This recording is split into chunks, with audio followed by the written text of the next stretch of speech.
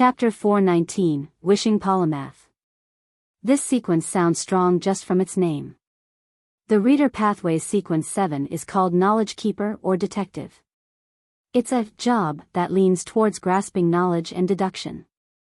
At most, it would be accompanied by decent combat techniques and the ability to use machinery, so it cannot be considered powerful. But at Sequence 6, there seems to be a sudden qualitative change, especially more so in the field of Beyonder combat. From the looks of it, each Beyonder pathway has its own critical point below the high sequences, but it isn't fixed at a particular sequence. For example, the Seer pathway's critical point is Magician. Klein drank a mouthful of hot coffee and didn't try probing on the secrets to other sequences. Instead, he smiled and said, "Mr. Stanton, you seem to be quite relaxed. You're not nervous or worried at all." Isengard didn't answer immediately. He put down his knife and fork, took out his pipe, and said, "You don't mind, right?"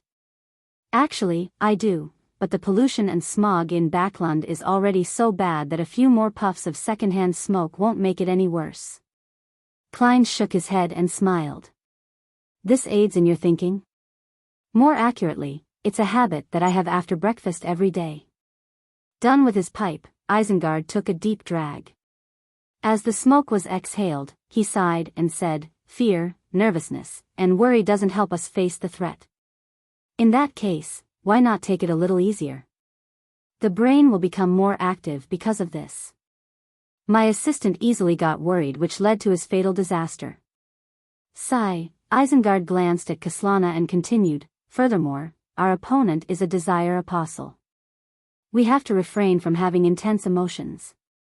Having said that, he chuckled. "Most importantly, we have no other means of locating the desire apostle. What do we do?" Kaslana put down the last piece of bacon and asked seriously. Isengard took a drag and said in a self-deprecating manner, "When discussing topics like this, I prefer reclining chairs. Apart from being able to sense danger, devils aren't good at divination or premonition. Therefore, if a desire apostle wishes to figure out the main revenge target, he would need to actively investigate and gather information. Otherwise, how would he know which group of private detectives had made considerable contributions to the serial murder? How was he able to precisely pinpoint you and me? In such a process, he definitely would have interacted with many people. Even in a disguise, he's bound to leave some clues. In addition to the rough image given by the machinery hive mind, this will form clues. Similarly, if he wants to attack me, then he has to find out where I live, what are my entry and exit patterns, as well as when I work or rest. He also needs to know if there are powerful official Beyonders protecting me. This requires a considerable observation period and corresponding inquiries, and similarly, this means interacting with others and certain locations. Heh, once there's an interaction, there will be clues. I like the maxim, wherever he steps, whatever he touches, whatever he leaves, even unconsciously, will serve as a silent witness against him. I know that sentence. It was said by Emperor Roselle. Klein smiled. Soon after, he felt a little despondent, because this was the second time he heard someone mention this maxim in this world. The last time it happened was when he was in Tingen. Kaslana, whose cheeks were drooping, sighed. As expected of a great detective. I never thought about such things. I admire your observation and reasoning skills.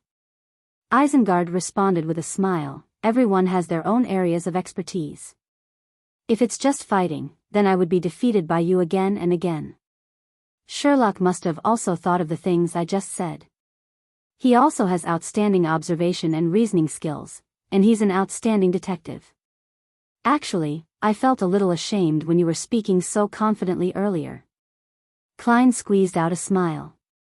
No, you're a true detective, and I'm still a long way off. You really are a modest young man. Isengard sighed. He smiled and said, "Next up, we'll proceed by taking these points in mind. You'll have to use your own resources and information channels. Aside from the Tarot Club, a third of my resources and information channels in Backland are from you, my good old man."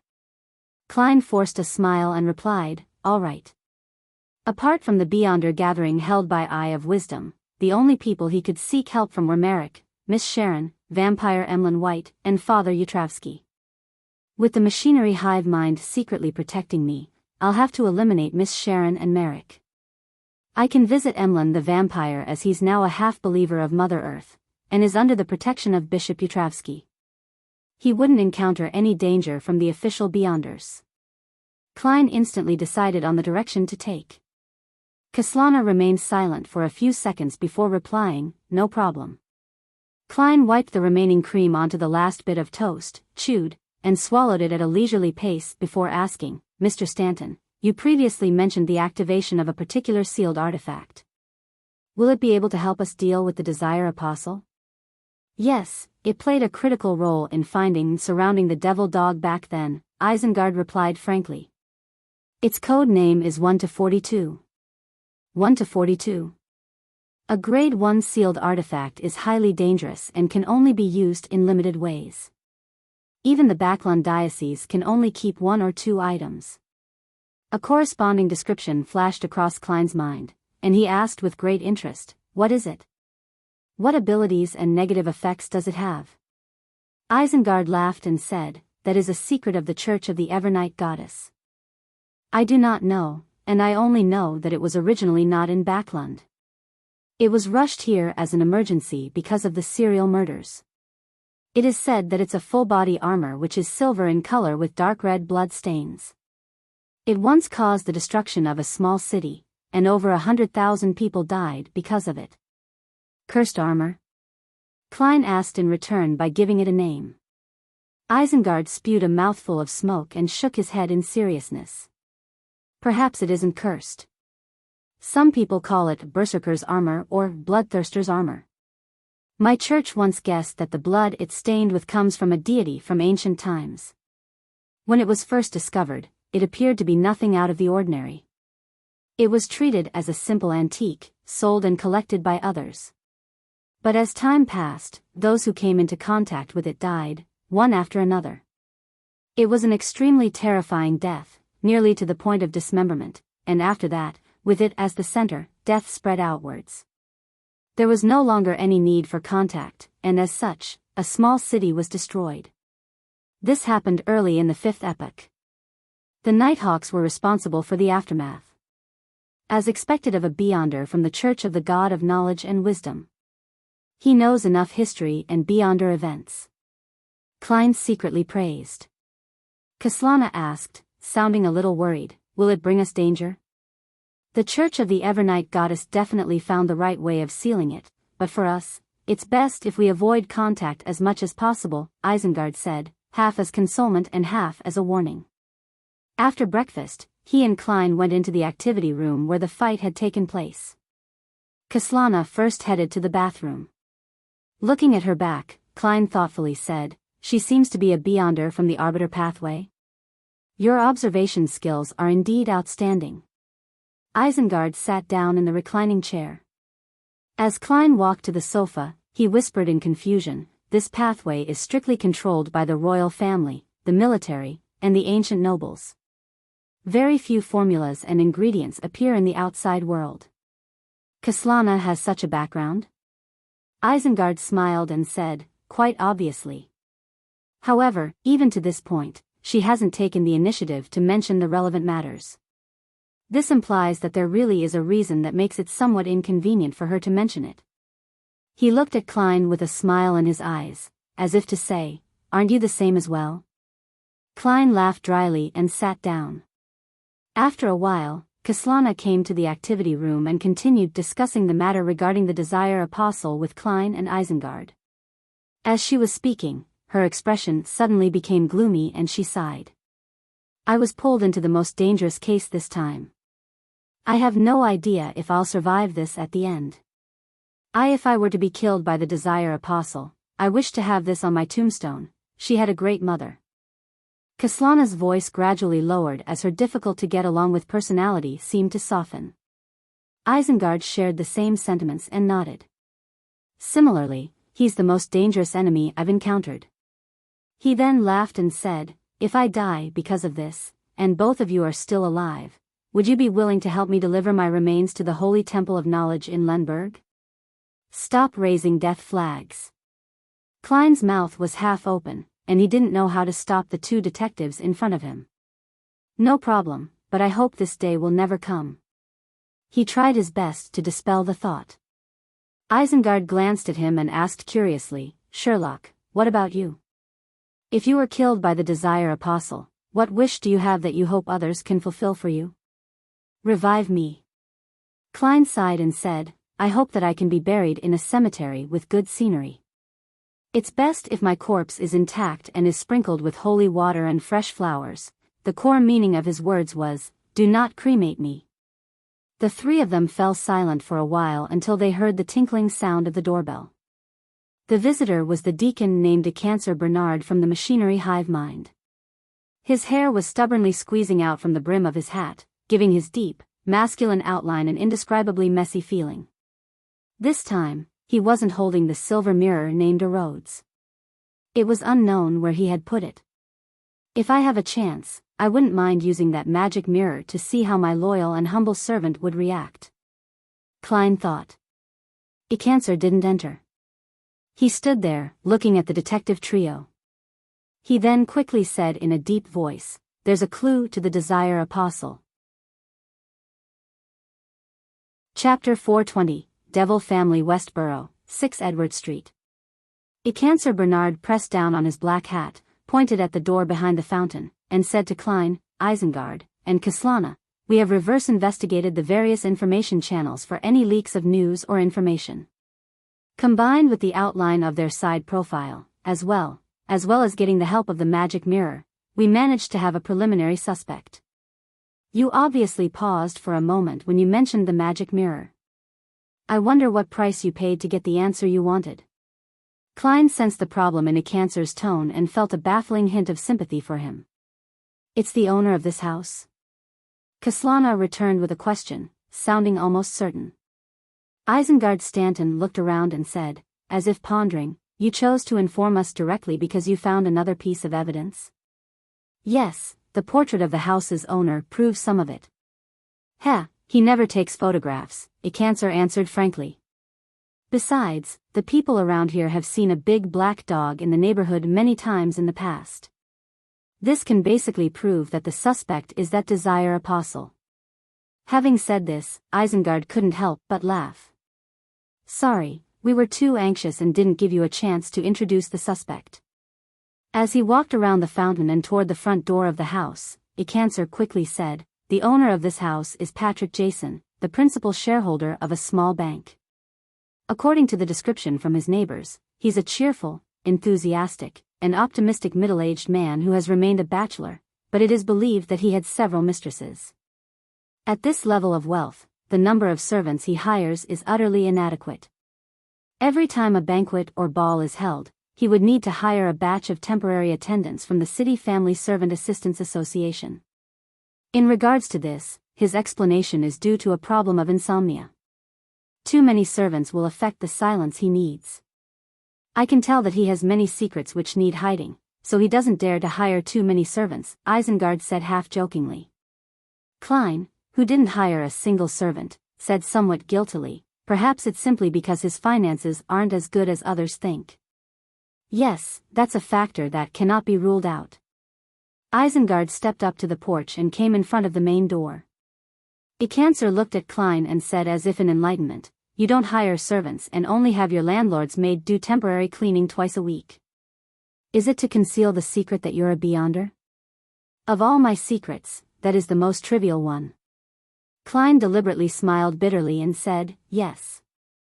As they spoke, Decancer pushed open the front door, and an indescribable stench drifted out. The smell of decay, Isengard made a judgment in an instant. Decancer called over a machinery hive mind team member. Carlson, any discoveries? The Beyonder, Carlson, wore thick glasses and had a complicated expression on his face. We found a lot of bodies here. In the cement in the basement, in the thick walls, and in the places where the garden is overgrown with weeds, one hidden corpse after another was found. The earliest could be from more than a decade ago, and the latest are the servants who were still alive a few days ago. Some of them are just bones, some slightly rotten. Deacon, this place is like a human slaughterhouse. As he spoke, the machinery hive mind members and the carefully selected police officers behind him carried out one corpse after another. Some of the corpses were dismembered. Tongues, fingers, stomach bags, eyes, etc. were all lying in disarray. Some of the corpses were only bones. It looks like many of Backlund's disappearance cases will be solved because of this. Isengard pinched his nose and sighed. When Klein saw an intestine which was almost dragged across the ground, he exhaled and turned to look around the house. Machinery hive mind member, Carlson, muttered again. Jason paid his servants very high wages and gave them a lot of holidays. The servants living around him were all very envious. Jason's cook even promised his child that he would be home this week and take him to the circus to watch a performance. A true devil. Kaslana was slightly perturbed. Looking around, Klein restrained his emotions and solemnly asked, "Why are the furnishings of the house so simple and crude?" As a banker, even if the bank he owns isn't big, Jason should have had expensive porcelain, excellent paintings, luxurious wall clocks, and all sorts of items made of high-quality silk. Why can't we see any of that here? Well, the wood for his furniture is still pretty good. Carlson glanced at Deacon Cancer, and after receiving an assenting nod, he said, "It's clear that Jason had planned this revenge for a long time. He sold the valuable but inconspicuous items in the house, and he had even agreed to the Varvat Bank's purchase of his estate. After killing his servants, he sped up his liquidation and sold the oil painting and other items. He appeared to be certain that he would definitely be found, and he didn't have any thoughts of getting lucky. Before taking action, all he had left was his house, furniture, and identity. It's unknown where he had moved large quantities of cash, precious metals, and jewelry to." After listening to Carlson's description, Klein suddenly thought of a few adjectives: calm, rational, crazy. A true devil, Isengard evaluated before sharing his deductions. He is clear-headed and calm in his actions, but he has a strong crazy tendency and a spirit of adventure, which is characteristic of the past two deeds. Therefore, we have to be wary of him taking risks. Klein grasped the gist of Detective Stanton's words. Yes. Isengard gravely nodded. Next, the few detectives searched the house and found a lot of evidence to prove that Patrick Jason was problematic. They also saw the portrait hanging in the activity room. It depicted a middle-aged man with tall cheekbones, blue eyes with a tiny of gray, ordinary facial features, and neatly combed hair. He didn't have any special features. At that moment, Ecancer came in and said to Klein and the others, "We found some items in a secret chamber that confirms that Jason Patrick had attempted to summon an even more powerful devil, but for some reason, he didn't succeed. And those items have confirmed his identity.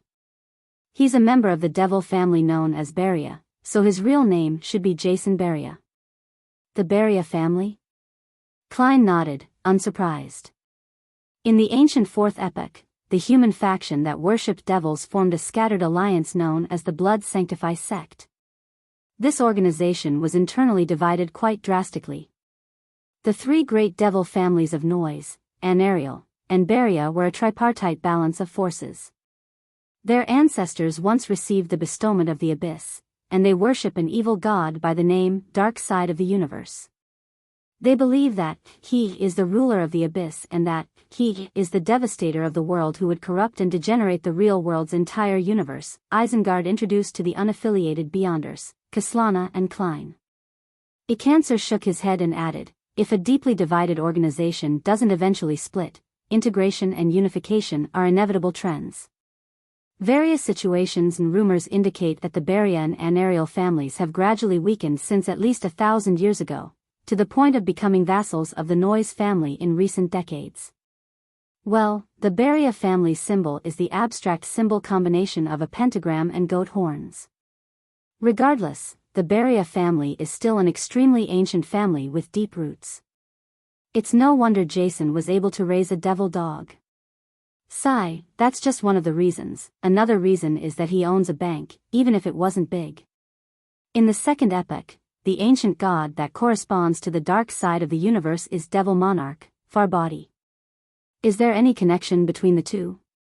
Klein sighed while feeling curious.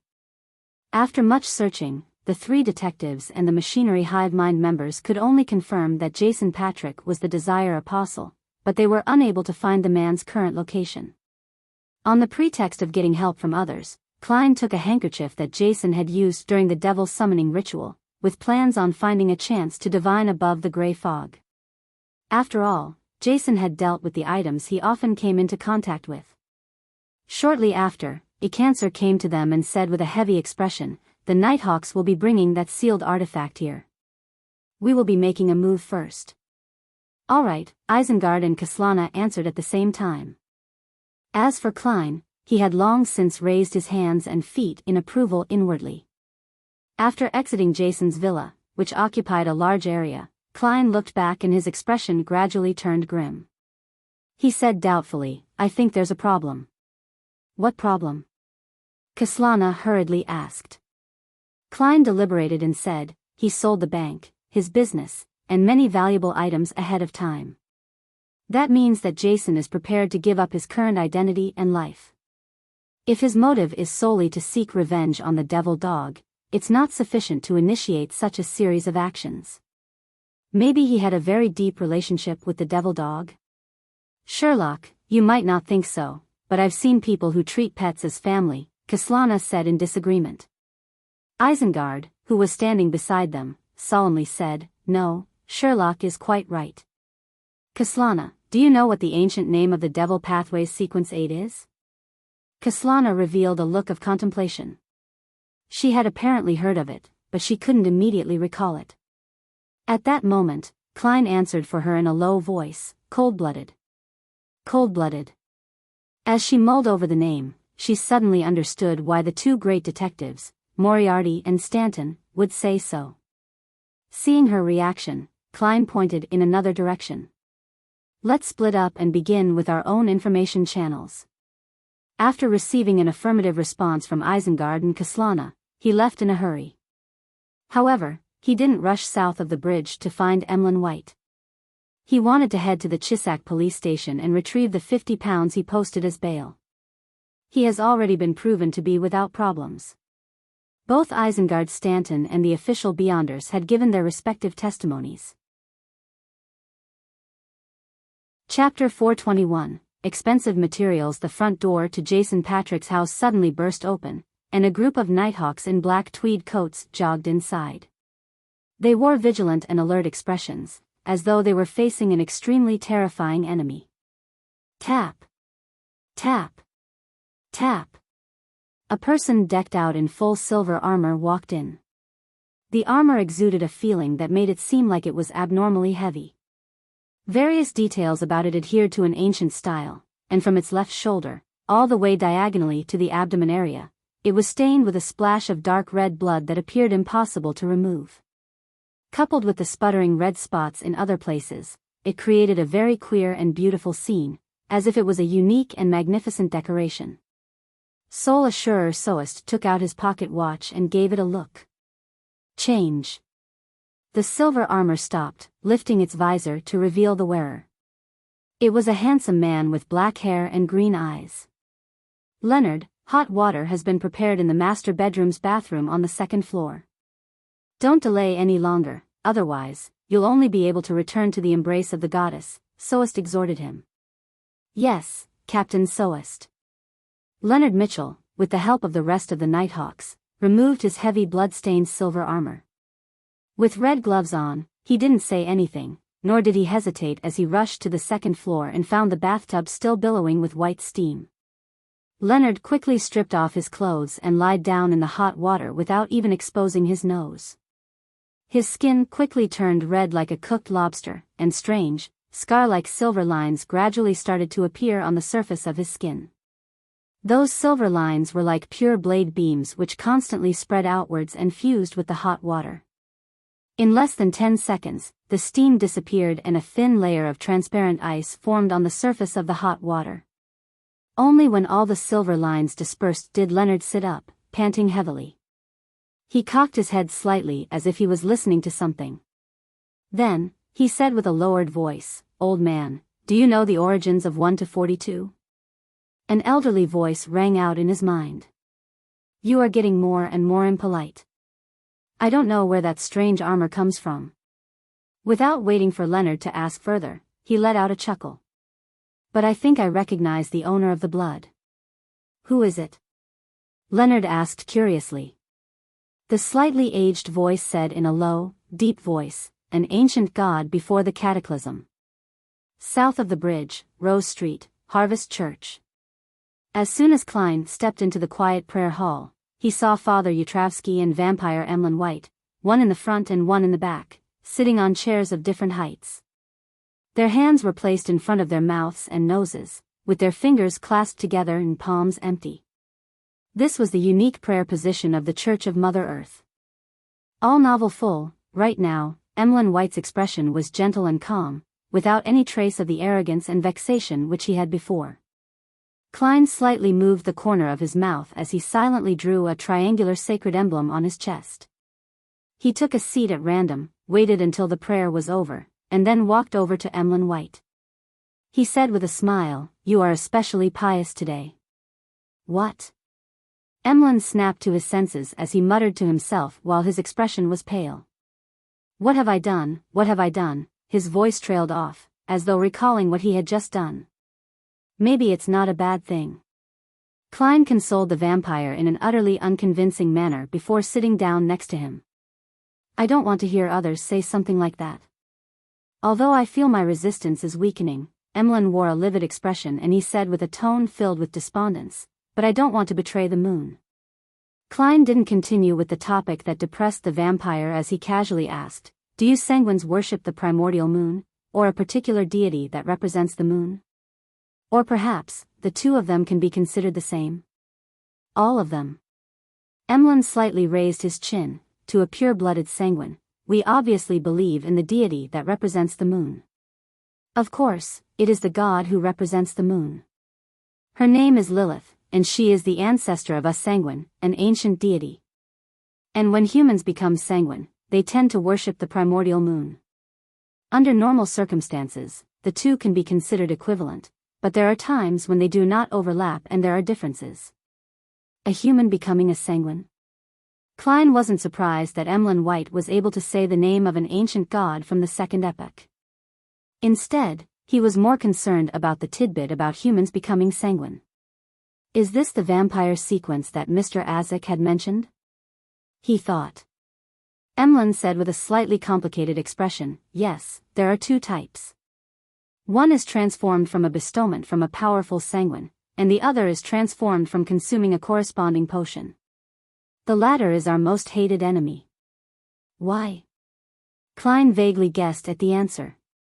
Emlyn gritted his teeth and replied, the main ingredient of their potion is our blood essence. As expected. Klein turned his head and sized up Emlyn a few times. The gaze left Emlyn feeling a little nervous as he snorted. You're already a Beyonder, there's no way you can switch pathways. It's only because this is my first time seeing a walking, no, a living, no, talking Beyonder ingredient. However, in a certain sense, every human Beyonder is also such an ingredient. Klein originally only wanted to inwardly make a casual joke, but soon he felt a strong sense of sadness. At this moment, Emlyn looked at the Bishop Yutravsky, who was carefully polishing the sacred emblem of life, and said in a low voice, I found two ingredients that you wanted. What are they? Klein didn't attempt to hide his joy. Emlyn responded smoothly, thousand-faced hunter's mutated pituitary gland and blood. The asking price is £2,000 for the former and £300 for 100 milliliters of the latter. 300. Klein blurted out, can I get a discount? After receiving his bail money back, he had a total of £2,185 in cash. For a member of the middle class, this was already quite an abundant amount of savings. Perhaps some people might not be able to save that much money in their entire lifetime, but Klein found that it wasn't enough. No, if it weren't for me, he would have wanted £2,800, and according to the agreement, you would have paid me an extra £150 for a total of £2,450, Emlyn said while shaking his head. Looking at Klein's expression, he quickly added, in this era, dragons are rare. Other than the long-lived sanguine, it is very difficult to find similar Beyonder ingredients elsewhere. Even if they exist, they would be more expensive than ours. I'm still short of £265. Having saved up so much money with such great difficulty, it will be emptied out at once. Yet, I still don't have enough. I hope Mr. Hanged Man will be able to sell the werewolf Beyonder characteristic as soon as possible. After this, there's still the characteristic of a human-skinned shadow and a deep-sea Naga's hair. It wouldn't be any cheaper. There's no way to confirm Little Sun's side of things, with him needing to conduct himself properly. The amount he owes me is probably best repaid by using the means to remove a rampager's mental corruption in a mystical item. That would be a better form of concealment. Many thoughts instantly flashed through Klein's mind as he felt the light outside the window dim significantly. He took a deep breath and said, okay. However, this deal will be delayed for some time. I recently provoked a fellow and am now being protected by official Beyonders. You don't wish for that seller to be locked up in the cathedral's basement, right? And I still have to gather the rest of the money. Klein tilted his head slightly to look at the cathedral's dome. Official Beyonders? Emlyn White jumped up and looked around. Klein glanced at him and said, don't worry about it. You're now a priest of the Church of Mother Earth, and you have legal status. Moreover, Bishop Yutravsky will protect you. I'm not. Emlyn's denial was exceptionally weak. He sat down again and suddenly thought of something as he said, can the official Beyonders resolve the problem of a psychological cue? Maybe. Klein almost burst out laughing. But in that case, you will most likely become a believer of the Evernight Goddess, the god of steam and machinery, or the Lord of Storms. Of course, you can also choose to become a member of the military's special department. They might be able to send you overseas as a spy to seduce some noble woman. I only like puppets and pure, beautiful girls. Emlyn immediately emphasized. I can tell that you're a little interested, but only a little. Klein switched gears and asked, do you know any members of the Beria family? Beria? That crazy family that worships devils? No, they are devils themselves. Emlyn blurted out. Why are you looking for them? Klein helplessly said, I've offended one of them, Jason Patrick Beria, due to a serial murder case. Help me find out his recent whereabouts and acquaintances in your circle. If you have any accurate information, I will pay you, depending on the importance of the information. Of course, this could also be claimed from the Nighthawks, the machinery hive mind, and the military. Klein thought with relief. Emlyn nodded thoughtfully. You actually dared to provoke a real devil. When you have exact information about him, he will know that you will bring him a great deal of harm. It's all right, I have the protection of the authorities, Klein replied indifferently.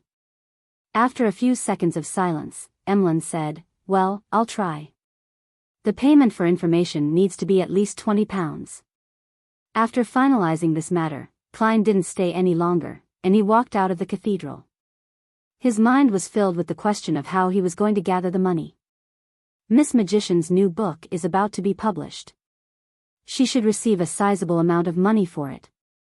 There will still be royalties later on. Perhaps I can promote the astrologer potion formula to her, however, she hasn't even gathered all the potion ingredients of Trickmaster. Miss Justice has joined the psychology alchemists, and I have no formulas to sell her. Sell her knowledge? The werewolf Beyonder characteristic is worth about £1,300, perhaps even lower. Must I produce a mystical item? Or should I think of a way to get Emlyn White to become a believer of the Fool, receiving tributes at the cost of offering to remove the psychological cue? Right, Jason Beria carried a lot of cash, jewelry, and precious metals. If he can be found, perhaps I might get a share. As his thoughts raced, Klein walked out of the cathedral and saw the dark sky and the thin fog. He sighed and said, I'm really short on money. Back at Minsk Street, Klein walked into the bathroom with a thick stack of newspapers in his hand, as if he was about to fight a protracted war. He wanted to head above the gray fog and use Jason's handkerchief to divine his whereabouts. Chapter 422, The True Jason Inside the Bathroom in 15 Minsk Street. Klein took out a paper figurine from a concealed pocket, shook it, and transformed it into a body double. He made the body double sit on the toilet with a newspaper in hand as a way to deceive others. Then, he hid himself in the shadows, took 4 steps counterclockwise, and went above the gray fog. These series of actions were even more magical than magic. Inside the majestic ancient palace, Klein sat at the very end of the long bronze table, conjuring Jason Beria's handkerchief in front of him. It was only a projection, but it could also be used for divination as long as the handkerchief didn't leave his body in the real world. The earliest instance was back when he used the projection of the mutated sun's sacred emblem in Tinjin City as a divination object. At that time, he still didn't know how to summon himself, and he was unable to bring items with spirituality above the gray fog. Of course, there was still a big difference between using a projection and using the actual object for divination, therefore, Klein often tried his best to use the actual object. But right now, with him being protected by official Beyonders, it wasn't that convenient to carry out a ritual. If anyone were to find him lighting candles in the day while on the toilet, he would be in deep trouble. If I can really manage to obtain Jason Beria's location via divination, I can always take the risk by summoning myself and bringing the handkerchief up here if the revelation isn't clear enough. With a mumble, Klein produced a goatskin and a fountain pen. He wrote the divination sentence, Jason Beria's current location. Normally speaking, relying on a handkerchief that the target used only during a certain ritual made it impossible to divine the whereabouts of the target since the connection wasn't strong enough, and there was too much interference. For example, it was very easy to end up provoking the Abyss Grand Duke which the ritual was directed at. But for Klein, interferences could be eliminated. The so-called Abyss Grand Duke was at most a high-sequence devil, and not the incarnation of the dark side of the universe. Above the fog, the mysterious space had already handled deities like the eternal blazing sun and the true creator. Even a slightly weaker one was at the level of an angel, Mr. Door, and up to this point in time, he hadn't suffered any serious mishaps. As for the problem of the connection not being strong enough, Klein, who could only be enhanced to a certain degree by the gray fog, was helpless as well. He could only give it a try and try his luck. Perhaps it would only be after he became a high-sequence Beyonder saint in this domain that he could have the corresponding confidence. All novel full, in theory, it's possible. After all, when holding a ritual, one's body, heart, and mind were unified the most. It was also the easiest to communicate with the outside world. Klein, who was now barely considered an expert in mysticism, muttered. He held the handkerchief and the goatskin with the divination statement written on it, and he leaned back into his chair. He quickly entered a state of cogitation and constantly chanted, Jason Beria's current location. After chanting it 7 times, Klein fell into a deep sleep and entered the dream world. Within the gray world, countless images flashed and intersected with each other in a rather dispersed manner. Soon, the scene became clear and filled Klein's vision, which made him feel as if he had entered a dream. In the dream, the lights were dim and the desk was dark red. A figure was standing in front of the oriel window, looking out at the garden. There was a glass shed in the garden, with roses blooming inside, bright red in the December cold. The figure of a man was projected on the window. He was of medium height, with curly brown hair and cold brown eyes. He looked to be in his 30s. This. Am I not divining Jason Beria's location? Who is this? He feels a little familiar. Klein was puzzled, but didn't think further about it. He let his spirituality remain in a dispersed state, as if he were roaming some mysterious world. Just as he raised the question, the man turned and walked to a corner of the room, where there were 2 large leather suitcases. The man squatted down and opened one of the suitcases. Inside was a neat stack of bills, with gold bars placed on top of them. The notes that were exposed were all in 10-pound denominations, while the gold bars shone with an enchanting luster. The man pulled something out of a hidden pocket of his suitcase, shook it, and opened it. It was a slightly pale piece of human skin. A complete piece of human skin. The man quickly stripped off his clothes and put on the human skin. In just 10 seconds, he had become Jason Biyao with tall cheekbones, blue eyes with a tint of gray, and neatly combed hair. At this point, the scene suddenly shattered, and Klein opened his eyes. It's no wonder that Jason was willing to take a risk. So it turns out that in the past 10 years, he has always been wearing a human skin and has never shown his true face. As expected of a calm and crazy devil. Klein couldn't help but sigh. Jason had left his portrait in the house, and it didn't garner any suspicion from Isengard and the others, because his neighbors had seen him and knew what he looked like.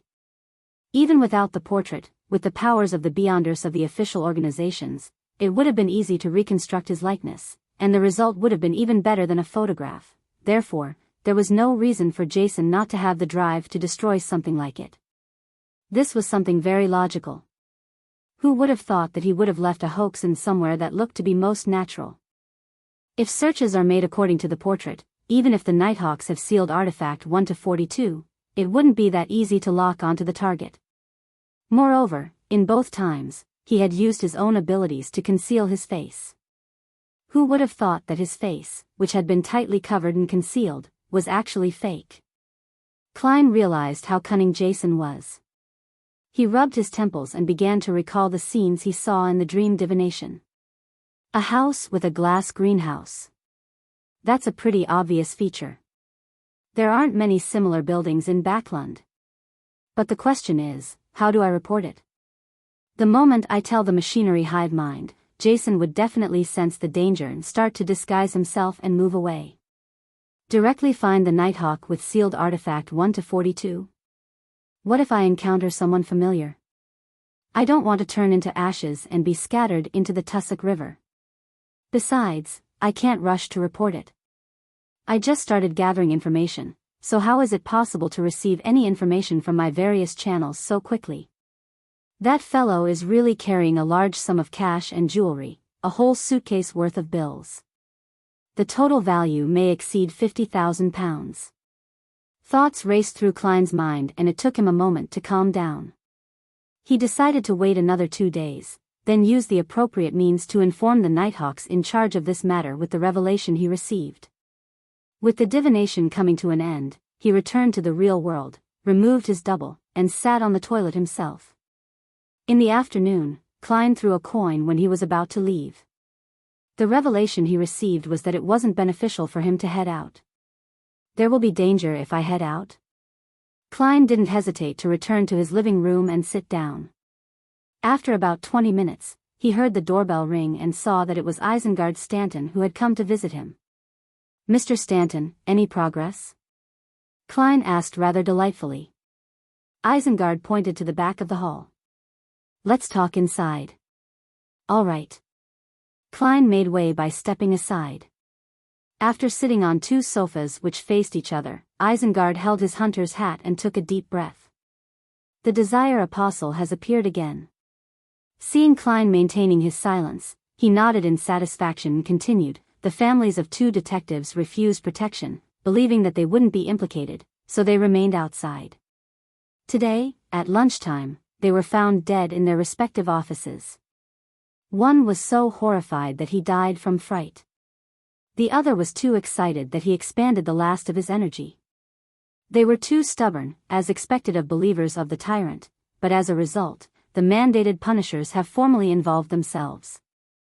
It's said that the few churches and the military's high-sequence Beyonders have cast their gaze over, and they've placed the matter of the Desire Apostle as one of the most important events in recent times. Are you hoping that I wouldn't reveal your identity as a believer of the God of knowledge and wisdom?" Klein asked, seemingly enlightened. "It's easy to talk between detectives." Isengard smiled and nodded. "No problem." Klein made the promise first, then said, "I have some information channels that are convenient to expose. If I get valuable information from them later, I hope you can help me inform the Nighthawks and keep it confidential." As for why it's the Nighthawks instead of the machinery hive mind, he believed that he didn't need to be too clear about it.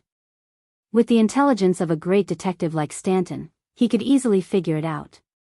Isengard first agreed to Klein's request, then said in puzzlement, "By telling me, it's the same as letting Jason notice it ahead of time. Let's hope we can think of ways of avoiding that. Also, please help me think about other possibilities." "That ring of yours should be able to mimic several Beyonder powers," Klein calmly replied. "All right." Isengard didn't say anything further. He pondered for a few seconds and took out his pipe to take a whiff. "The Desire Apostle's actions today have verified one of my guesses." "Heh, it's also the question you thought of previously. His main purpose isn't revenge?" Klein understood what Isengard was implying. Isengard leaned forward and solemnly said, "Since Jason has already been through the cold-blooded stage, it means that he's definitely cold-blooded. It's impossible that he would go this far for that devil. Sherlock, look. Up until now, all of the official Beyonders in Backland have been mobilized, and even the high-sequence Beyonders have shifted their attention to this matter. At this point, if Jason wants to deal with someone else, the true target, wouldn't it be much easier?" Klein thought over it for a moment and replied heavily, "That makes sense." After a short exchange, Isengard went on to find Kaslana. After Klein tossed the coin, he went out as planned, heading for the Quelag Club.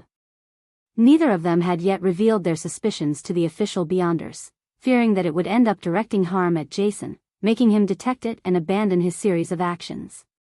As soon as he entered the Quelag Club, Klein met the surgeon, Aaron, in the lobby. "Long time no see," he smiled and greeted him. "I've been really busy recently," Aaron replied in a friendly manner, but he maintained his cold expression out of habit. "Besides, my wife recently got pregnant, and I'm going to be a father again." "Congratulations. When did this happen?" Klein asked casually. Aaron thought for a while and said, "It was just confirmed. She should be pregnant for more than a month." "More than a month?" Klein was startled, and then he looked into his eyes. Chapter 423, Wines Arise. "Yes, a month or so ago." Aaron nudged his gold-rimmed glasses and gave him a positive answer. "A month or so ago? Isn't that when you were being troubled by Wuxia-related nightmares?" Klein was surprised and puzzled, but he didn't let his emotions show. In the blink of an eye, he thought of the 2 divinations he had made. Wuxia was in a dark room with the sound of running water outside. Was that symbolizing amniotic fluid or blood? Klein's heart chilled as he suddenly understood something. When he looked at Dr. Aaron again, he wore a rather complicated look in his eyes. He suspected that his wife was carrying Wuxia, a snake of Mercury. In the symbolism of mysticism, the snake of fate's head and tail are connected, with it devouring its own tail. It implies the cycle of destiny in a hidden manner. In order to avoid his enemy, Wuxia took the initiative to secretly initiate a new cycle in advance. Klein guessed based on what he knew. Dr. Aaron didn't notice the abnormality he was trying hard to hide. He smiled and said, "He'll definitely be a cute guy. When he's born, I'll hold a party to celebrate his arrival. Sherlock, don't refuse my invitation when the time comes." "Perhaps it's a she," Klein replied with a smile. Frankly speaking, he was curious to see what kind of state the newly born snake of Mercury was in. However, he was also a little afraid and worried. After all, the snake of Mercury was a sequence one of the monster pathway related to fate, and it also involved the fight for the position of being a deity. No one could be sure whether the future would be smooth sailing, with peace and bliss. For Dr. Aaron, I don't know if it was fortune or misfortune. Whether Wuxia is kind is one matter, but whether or not the other snake of Mercury would discover him is another matter. And Wuxia hasn't done anything as of now. Informing the Nighthawks now would seem a little cruel. I've always understood wild Beyonders. It's best to just quietly watch from the sidelines and not get involved, or perhaps taking advantage of the situation is the best choice. Maybe I made a mistake in my interpretation and am overthinking things. Perhaps Wuxia isn't a snake of Mercury at all. Perhaps the child Mrs. Aaron is carrying is very normal. Many thoughts flashed through Klein's mind. She? That's even better.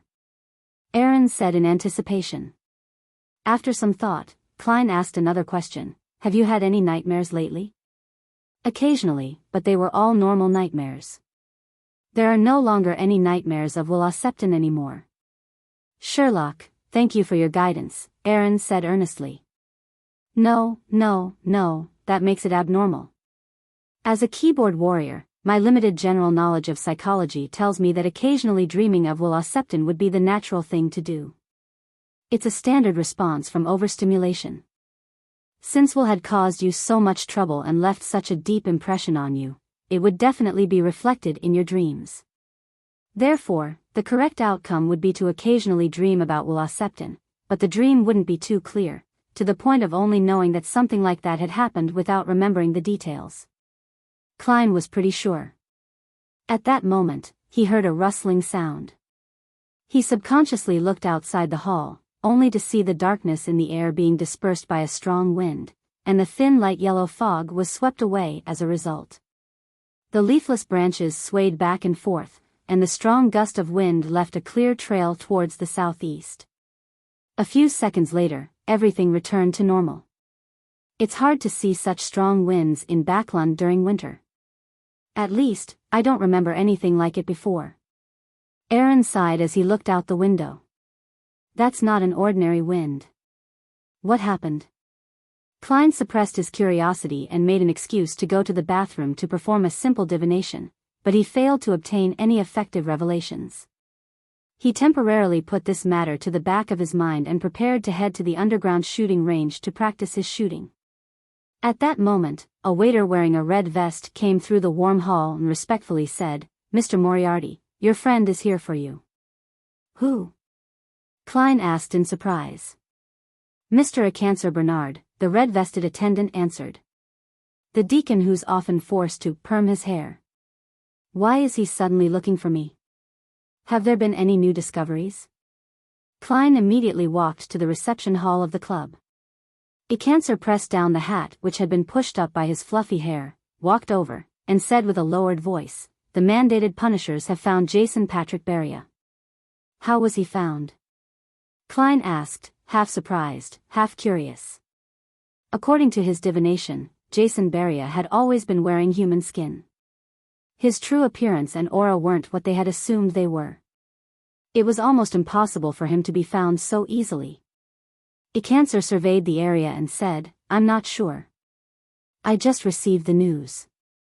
He pointed to a small white bird standing on the tree outside the door.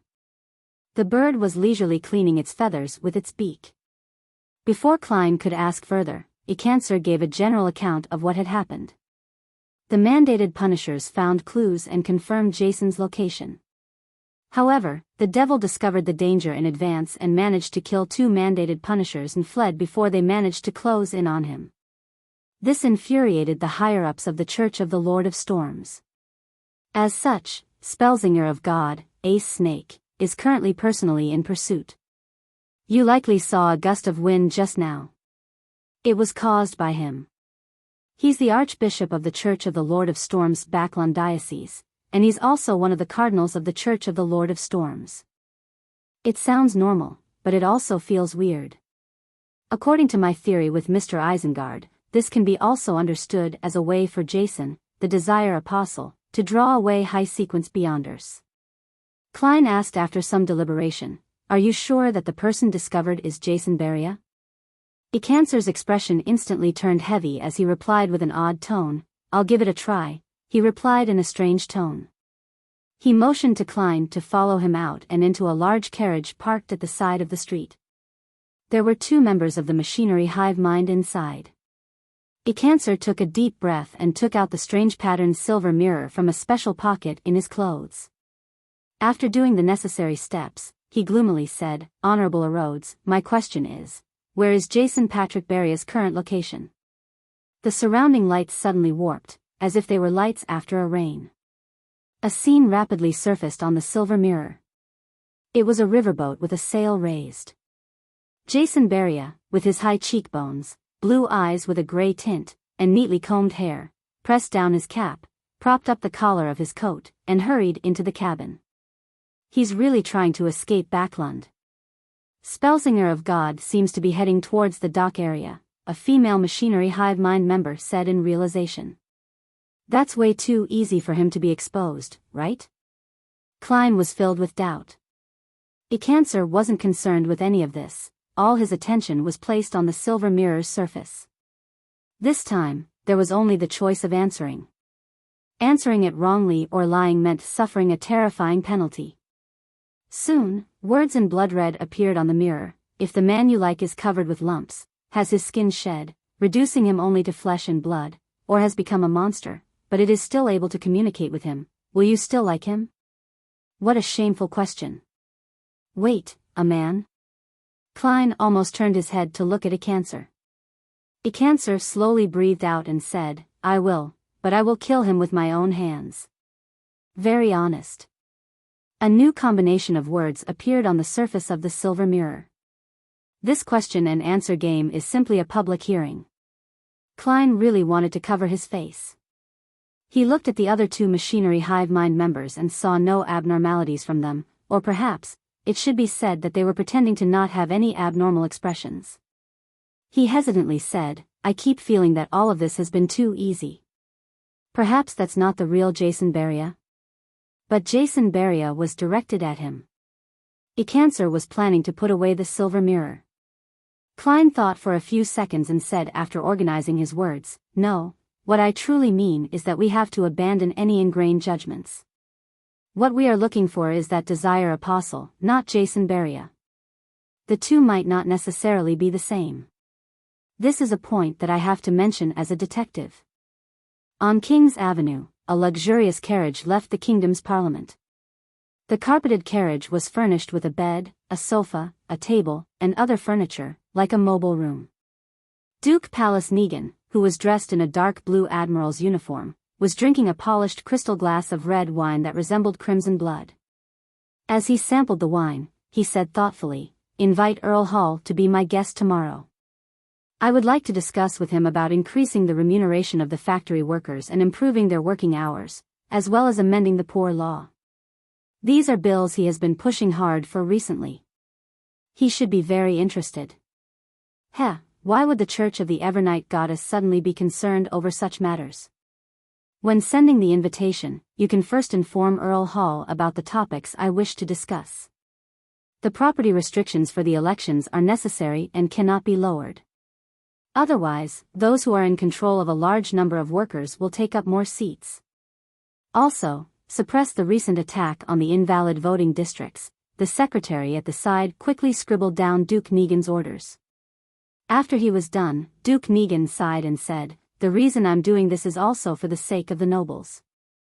However, there are more and more useless fellows among us, and there's even quite a number of them who owe money to the tycoons.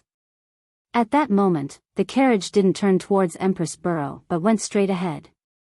As the greatest property-owning noble apart from the king, Duke Negan had many mistresses, but in the relatively conservative Lone Kingdom, this was something which would leave him vulnerable to his political enemies. Therefore, even as a noble duke, he still had to sneak around when he went to his mistress's place, but this seemed to only give him more pleasure.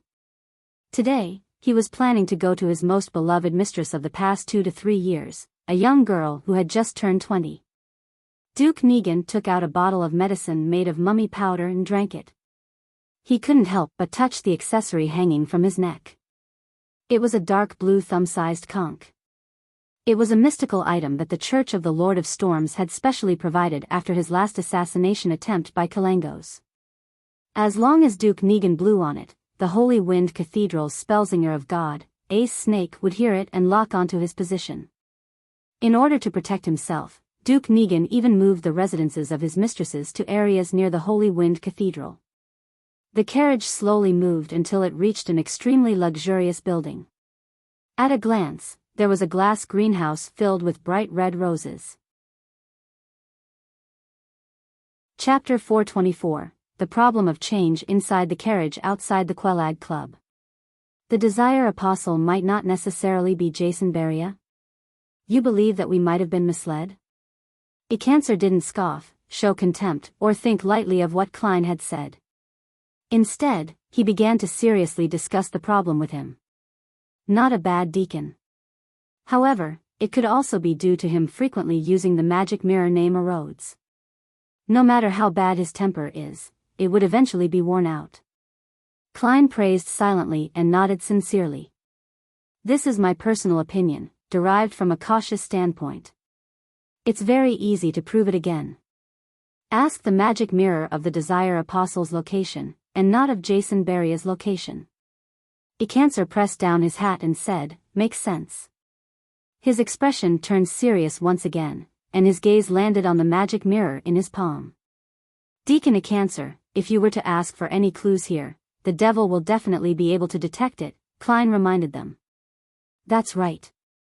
Icancer turned his head to the other two members and said, "Continue protecting Mr. Moriarty in secret. Even if the Desire Apostle attacks, the three of you should be able to last for some time. Besides, there's military personnel nearby." "Yes, Deacon," the two Machinery Hive Mind members answered without hesitation. All novel full, Icancer left at once, heading for where the Nighthawks were, which was around Isengard Stanton. With the Spellsinger of God stirred, and the sealed artifact of the Church of Goddess Church out in force, if the Desire Apostle were to really do anything, it would definitely be this afternoon. Let's hope that there's enough time and that the magic mirror will give him the correct answer. But this way, I won't have a chance to get involved, and I won't be able to personally see the devil that has harmed all of us die, and I won't have access to his suitcase full of money, gold bars, gold coins, and jewelry. Klein looked at the Icancers departing back and sighed in disappointment. However, his mood soon recovered. That's good too. At the very least I won't have to take any risks and be able to safely get out of this predicament. Furthermore, the Machinery Hive Mind definitely won't treat me unfairly. If I were to succeed, my opinions and suggestions definitely would have played an important role. Furthermore, I'm a believer of the god of steam and machinery, so it's likely I'll receive some of the spoils. Considering the premise of £50,000, it shouldn't be too small. Klein couldn't help but feel a bit regretful as he thought of this. But he wouldn't risk himself by getting involved. A magician never performs unprepared. It happened too quickly and hastily, without giving me any time to plan at all. Klein nodded at the two Machinery Hive Mind members, got out of the carriage, and returned to the Quelag Club, where he had no trouble getting the attendant to allocate him a break room. Hillston Borough. In Isengard Stanton's living room. Leonard Mitchell combed some of his slightly unruly black hair. In accordance with Captain Soest's instructions and the help of the other Nighthawks, he barely managed to put on the silver armor, which was stained with large amounts of blood. He pulled down his visor and hid his green eyes in the darkness. Then he extended his left hand, which was covered by a silver metal gauntlet, and held the magic mirror Icancer handed him. Within the Church of the God of Steam and Machinery, the code name of the silver mirror was 2-111. It's only a grade 2 sealed artifact? Soest asked, slightly surprised. Icancer nodded. Yes, it's not that dangerous. As he said that, he suddenly sounded like he was gritting his teeth. That is to say that its other aspects have reached the standards of a grade 1 sealed artifact? Soest asked in thought. Icancer warily glanced at him. Only in certain aspects. He refused to divulge any more information. At this moment, Leonard used his right hand to gently stroke the surface of the silver mirror. The living room suddenly became quiet. After repeating it 3 times, he said in a deep voice, "Honorable Erodes, my question is, where is the current location of the Desire Apostle who assaulted Isengard Stanton?" The entire house turned dark as though a dark cloud had passed by. The surface of the silver mirror glowed with an aqueous light, and a blurry image quickly formed. It was a luxurious villa with a large garden in front of the window. In the center of the garden, there was a glass greenhouse, with bright red roses blooming inside. Above the glass greenhouse, the pale sun could still be seen behind the thin fog. It's in Backlund. Isengard Stanton immediately derived the location of the scene based on the angle of the view and the position of the sun in the sky. This is completely different from the answer when we asked about Jason Beria. We've been tricked. Icancer said in a deep voice. Soul Assurer Soest exhaled and said, how crafty. Then, who's the Jason Beria that Spellsinger of God is chasing? Sigh, there's no time for discussion.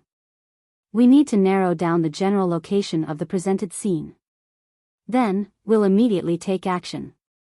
I suspect that the Desire Apostle is planning to cause a huge incident. At this point, the silver mirror known as a Rhodes had dissipated the scene, replacing it with words. It required Leonard Mitchell to answer a question, and if he lied or refused to answer, he would be severely punished. For some baffling reason, Leonard felt a little nervous. He put away his usual frivolous attitude and quietly waited for the question.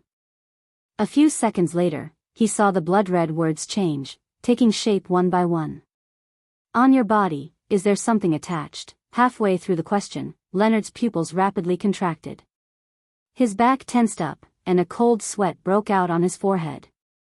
If it wasn't for him being concealed by the blood-stained silver armor, the others would have already noticed his abnormality. Right at this moment, his left palm inexplicably trembled. The silver magic mirror suddenly trembled, and the scarlet words were strangely tainted with a tint of green. If one didn't keep staring at the mirror with rapt attention, it would be difficult for others to discover that the color of the mirror had slightly changed. The words continued warping, changing the question to, on your body, is there a scar which you cannot tell others? Yes, that scar resides in my memory, Leonard answered stably, but his body inside the blood-stained silver armor felt a sense of exhaustion from suddenly relaxing a high tension. This mirror is too dangerous. It actually noticed it. Thankfully, old man has recovered a bit after such a long time, he thought, his lips were dry. Soest took out his pocket watch, pressed it open to take a look, and said to Leonard, who was inside the blood-stained silver armor. There's still time, you'll be in charge of the rest of the operation. Yes, Captain Soest. Leonard let out a secret sigh. Dock area, Backlund Shipyard. Patrick Jason Beria entered a cabin he had reserved in advance.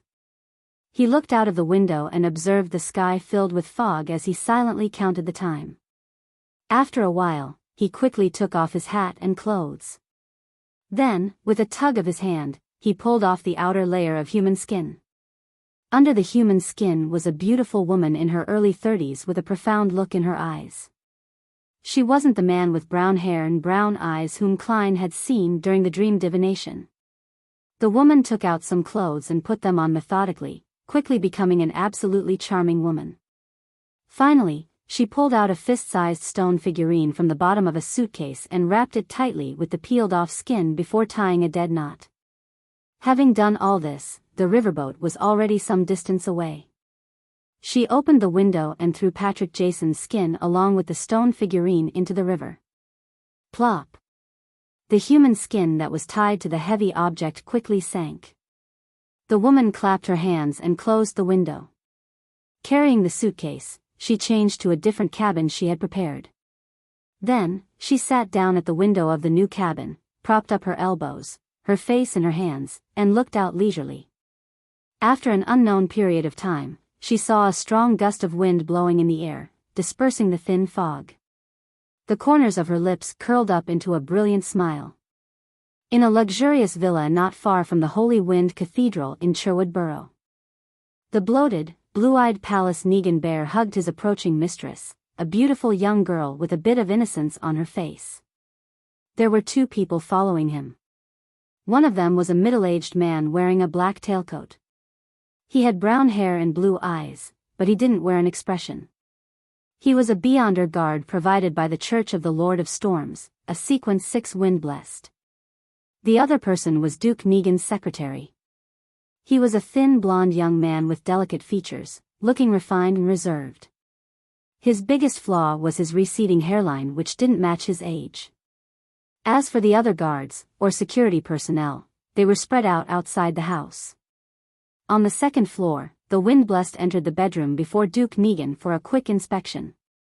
Meanwhile, Duke Negan's secretary was in charge of searching the surrounding rooms.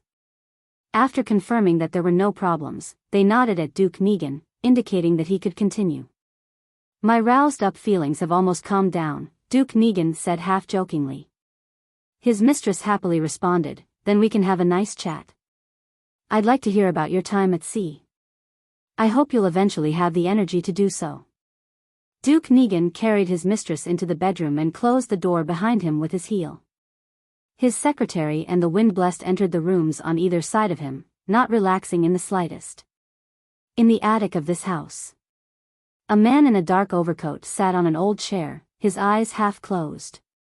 It was unknown what he was trying to sense, but he would occasionally smile and shake his head. His brown hair was slightly curled, and his brown eyes were cold. It was the same person that Klein had seen in the dream divination. The difference was that there was one fewer suitcase by his feet. How vigorous, and what intense desire.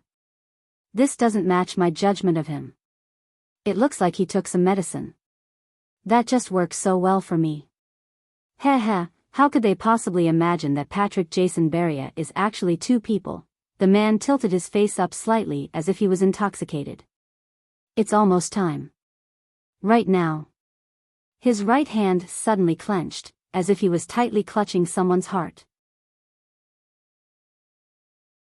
Chapter 425.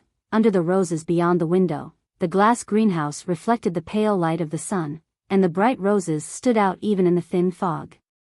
In the bedroom, Duke Negan seemed to have recovered the feeling of following his father and elders around the vast lands when he was young, riding a horse, using a hound, and chasing a wild beast. Finally, he climaxed and the surroundings seemed to become abnormally quiet. At this moment, his mind suddenly buzzed once.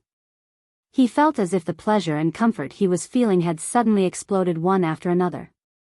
It continued exploding without end or limit, again and again.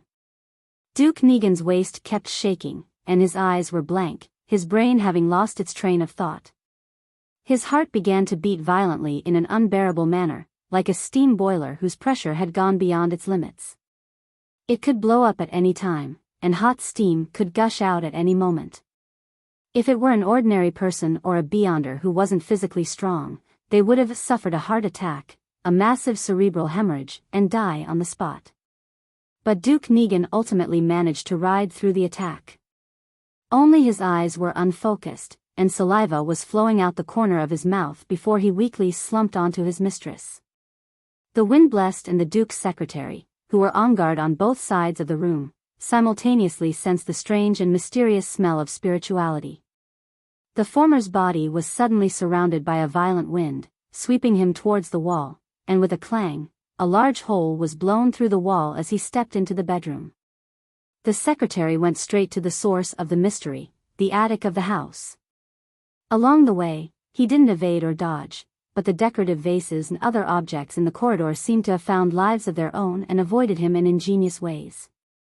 As he ran up the stairs to the attic, the wooden floorboards seemed to rise, as if to give him a hand. In just 3 or 4 seconds, the refined, handsome, blonde young man entered the attic and saw a figure sitting on an old chair. The figure was covered in a thick black liquid, just like the gathering of all the ugly desires and intense feelings in the depths of a human's heart. It was the greed of willing to sell and hang oneself by the ropes, the hunger that wouldn't even spare one's own kind, and a lust without limits. This was a devil walking the earth. The skinny secretary's expression didn't change, nor did he attack directly. Instead, he looked at the other party, reached behind him, and politely closed the door. Bam! The wooden door of the attic was closed. The entire room suddenly felt like it had been completely sealed, as if one could never leave the room unless effort was put in to crack the seal. At this moment, the concept of closing the door and sealing the room seemed to have been changed to seal this place, isolate the outside from the inside. The Desire Apostle moved. His body expanded and grew a pair of huge bat wings that emitted light blue tongues of flames. One by one, fireballs that exuded a strong sulfurous smell were formed, and they bombarded Duke Negan's blonde secretary.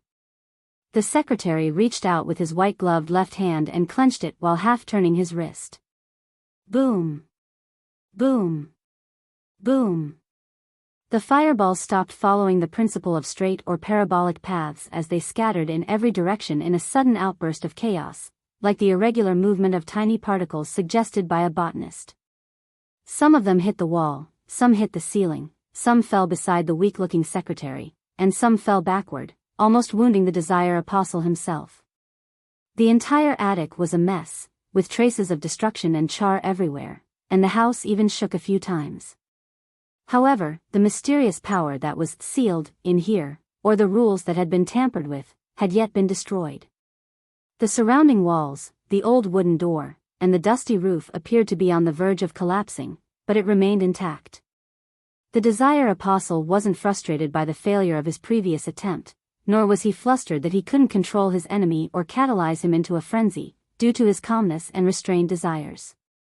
His coffee-brown eyes suddenly lit up like lava as he took the form of the blonde secretary. He spat out a word in the devil language, one filled with foulness and filth, die. Almost at the same time, the pupils under the secretary's golden-rimmed glasses constricted. He opened his left fist and aimed at the Desire Apostle with the palm of his hand. Suddenly, his figure split into two. One was refined and skinny like his actual self. The other was a shadow covered by a black liquid of desire. The two quickly alternated, overlapping with each other at times. Die. The word said in the language of foulness echoed in the attic as the secretary let out a low grunt and took 2 steps back. Following that, the split silhouette dissipated, and large swaths of rusted red marks appeared on his face, as though he had turned into a man of iron that had been left in a humid area for years. Cough. Cough. Cough. He coughed violently, spitting out blobs of rusted blood that had congealed into clumps. The marks on his body began to slowly peel off. Cough. Cough. Cough. The Desire Apostle was also coughing out blood that had clumped and turned to rust. The viscous black liquid covering his entire body suddenly became much thinner. The language of foulness seemed to have half of its effects transferred to him by Duke Negan's secretary. In the bedroom, the wind-blessed helped Duke Negan up and kicked the beautiful mistress to the other side in case she was an accomplice of the assailant. The reason why he didn't help the secretary was because he knew he had only one responsibility, to protect Duke Negan. And in similar situations, one had to be wary of more than one enemy. At this point, Duke Negan had somewhat recovered a little. He was rather strong, but his limbs still felt weak. His body felt empty and his mind was sluggish. He was completely unable to use his beyonder powers. He motioned to the wind-blessed to remove the conch necklace from his neck and brought the item to his lips. Duke Negan took a deep breath and blew into the small conch which was covered in strange patterns. Splash! The low and deep sound of the tide was heard as it rushed towards the Holy Wind Cathedral. With his grace's speed, he should be able to arrive very soon. The wind-blessed first reassured him, and then with Duke Negan on his back, he went to the window and leaped down. He wanted to meet up with the Duke's guards outside. There were 2 or 3 low-sequence beyonders among them. Duke Negan gasped for breath and said, "Catch him, make sure to catch him alive, or with a spirit body. I want to know who it is." He had suffered an assassination attempt from Pirate Admiral Kalangos the last time, and now, it was an unknown Sequence 5 expert. Duke Negan was very aware that he hadn't developed any irredeemable grudges with anyone recently. As such, he was especially angry and resentful. He wanted to find the mastermind and use all the resources at his disposal to tear the mastermind apart. The premise of all this was that he could find clues from the assassin. 7 or 8 seconds later, most of the Duke's guards surged forward, surrounding Palace Negan and the wind-blessed in the middle as they gathered in front of the garden. "Wait here and be on guard against the enemy," the wind-blessed gave the order. Under normal circumstances, he had to protect the Duke and evacuate from the assassination grounds as quickly as possible and rush to the safety of the Holy Wind Cathedral. However, he wasn't sure if there were any other enemies, and he was afraid of being ambushed en route. He was afraid of missing the reinforcements from Spellsinger of God, Ace Snake, and ending up being placed in a more perilous situation. 1 second, 2 seconds, 3 seconds. Time kept flowing by as the house shook from time to time, and the battle inside seemed to have reached its climax. "Why is the Archbishop not here yet?" the panting Duke Negan asked in a slightly panicked voice. With the Archbishop's flying speed, he should have arrived very quickly. However, there weren't any signs of the thin fog being scattered in the direction of the Holy Wind Cathedral. On high alert, the Wind-Blessed hesitantly said, perhaps the Archbishop. He eventually failed to mention the possibility that the Archbishop wasn't in the Holy Wind Cathedral. At that moment, the beautiful mistress of Duke Negan came to the window of the bedroom on the second floor, her eyes filled with a lost and beautiful smile. Then, she jumped down, deliberately hitting her head on the concrete floor. Bam! After producing a jarring sound, there were quite a few cracks on her beautiful head, and blood began to flow out. She rolled a few times, weakly, until she was facing up. Her eyes had lost all focus, and her frozen expression was one of madness and fear. Seeing this scene, many members of the Duke's guards couldn't help but feel horrified. Even Duke Negan himself felt that his emotions were on the verge of collapse when Archbishop Snake didn't arrive. "Let's go. Let's get out of here," he weakly called out on instinct. Just as the Wind-Blessed was rejoicing over not being soft-hearted when kicking the mistress away, otherwise, the Duke would have been killed on the spot, he heard a command filled with horror. His heart suddenly skipped a beat. Inside the attic, the Desire Apostle, who was in the middle of a fierce battle, suddenly liquefied and turned into countless black shadows, jumping up and down on the ground. After dodging the blonde secretary's attack, he rematerialized in another direction. Then, he looked at the enemy, raised his right arm, and slightly curled the corners of his mouth. "No!" The blonde secretary's eyes reddened. All of a sudden, the Desire Apostle clenched his fist. Outside the luxurious house, Duke Negan's horror erupted. It shot straight to his brain and into his veins, blanketing all his nerves. He heard the sound of something shattering and felt a warm sensation at the back of his head. At the same time, several members of the Duke's guards became flustered and panicked. They all raised their custom revolvers or rifles in their hands and started shooting randomly towards the center. Bang! Bang! Bang! The Wind-Blessed was the first to reach out and grab Duke Negan. He rolled to the ground, and a formless wind as sharp as knives appeared out of thin air, slicing through the throats of the guards. Splat! Splat! The guards clutched at their throats, slowly falling to the ground in a pool of fresh blood. Duke Negan's body twitched a few times, but then it stopped moving. He was robbed of his life by his own horror. If he hadn't been a Sequence 6 Beyonder, then his horror might have even dismembered him. Of course, if he hadn't become extremely weak, then he wouldn't have possessed such intense emotions. And even if he had these emotions, then he wouldn't have directly died as a result of this. But there were no ifs in this world. Palace Negan, the leader of the Conservative Party, the noble with the largest land apart from the king, the elder brother of the current Prime Minister, a Sequence 6 Beyonder, and a truly important figure, was dead. The roses in the nearby glass greenhouse were still in full bloom. In the attic, the blonde secretary seemed to sense something and could no longer control his emotions. As a result, his mind went blank, and he anxiously ran outside, automatically opening the door to the sealed room. 2 seconds later, he snapped to his senses and turned around again. However, the figure that was covered by the black liquid and the suitcase in the corner had disappeared. The Desire Apostle quickly left the villa, evacuating from the scene based on a predetermined route. It was at this moment that a thick sea of blood seemed to appear before his eyes. Chapter 426, 1-42. The Desire Apostle, who had once worn Patrick Jason's skin, stopped in his tracks and looked around in bewilderment. Only now did he vaguely realize that danger was approaching. He was at the edge of a garden where the grass had withered due to winter and was revealing dark brown soil. On the right side of the street, there weren't many pedestrians on the weekday afternoon. At this moment, there were only a few people passing by, but they didn't notice anything out of the ordinary. Suddenly, a silver glint appeared in the eyes of the Desire Apostle, and a person decked out in full body armor emerged from the other side of the garden. All novel full, the armor was stained with congealed blood, diagonally from its left shoulder all the way down. It exuded a bewitching beauty and appeared to be extremely heavy. Every step it took slightly shook the ground. Upon seeing this blood-stained silver armor, the Desire Apostle felt as if he couldn't breathe properly, as if he had met his most terrifying nemesis. How are they here so quickly? They saw through my ruse so quickly.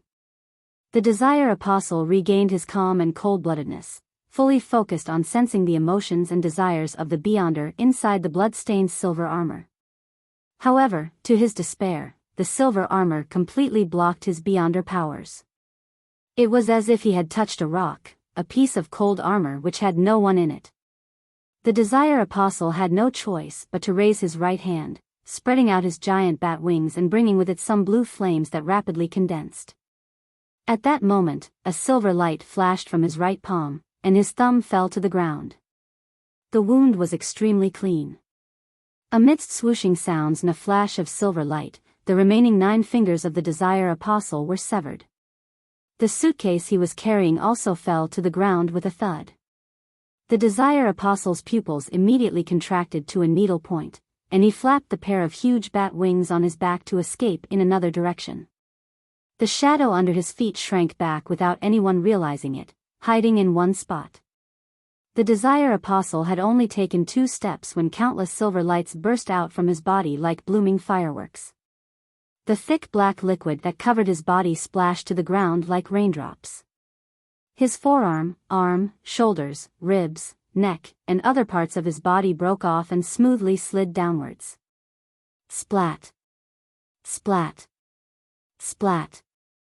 The pale, blood-stained intestines of the Desire Apostle splashed to the ground, along with his squirming stomach and his beating heart which had yet to cease. The place where he stood was where the blood was the thickest. The further he went, the more splat it looked, which when put together, they formed a beautiful flower of death. A Sequence 5 expert, a Desire Apostle who had just completed an impossible assassination, was dismembered without any resistance. This was a Grade 1 sealed artifact. This was the sealed artifact that had caused over 100,000 people to lose their lives, sealed artifact 1-42. Dressed in that terrifying-looking armor, Leonard Mitchell struggled to take 2 steps forward, sized up the dismembered body on the ground, and raised his voice. He's not completely dead yet. He paused for a moment and then added, different devils have different characteristics. This Desire Apostle is a shadow shifter. He's just abandoned his own body, only leaving a shadow behind. While Soul Assurer Soest instructed a number of Nighthawks and members of the machinery hive mind to keep ordinary people at bay, he surveyed the scene and listened to Leonard. He took out his pocket watch and opened it. He asked with a serious expression, "There's only 10 minutes left, is it enough? Don't force it." "No problem. 1-42 has locked onto him." "I can sense its excitement," Leonard said without hesitation. Soest spread his red-gloved fingers and said to the other Nighthawks, "Bring hot water with you and follow Leonard closely. Once there are any problem, switch with him immediately and dig a bathtub on the spot. Also, leave marks. The other team members and I will quickly catch up." Tap. Tap. Tap. The blood-stained silver armor began running in pursuit. Despite looking heavy, it was incredulously fast. Soest watched as the few red gloves left before turning to look at Icancer.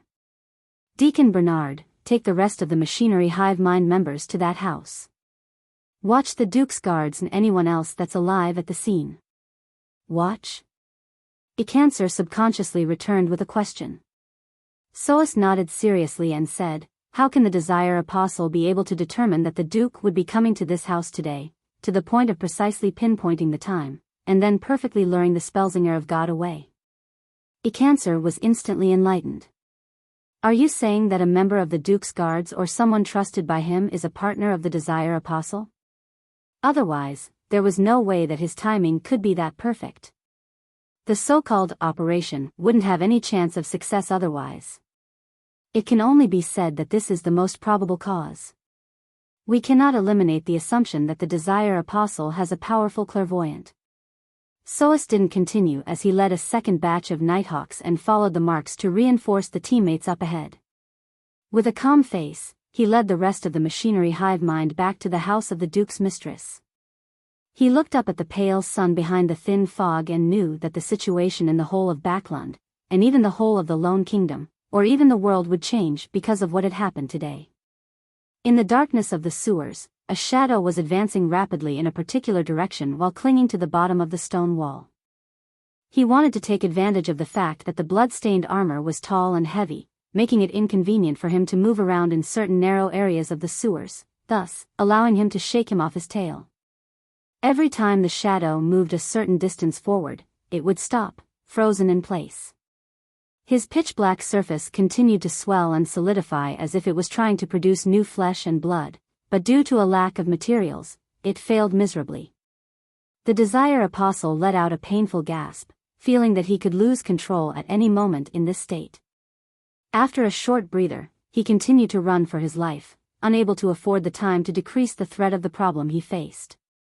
He was also afraid that the terrifying blood-stained silver armor would silently catch up with him.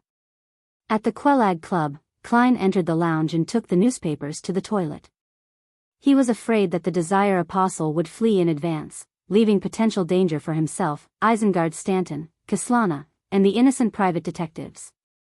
Therefore, he planned on heading above the gray fog to perform another divination to confirm the Desire Apostle's present situation and, thus, adopt a targeted strategy.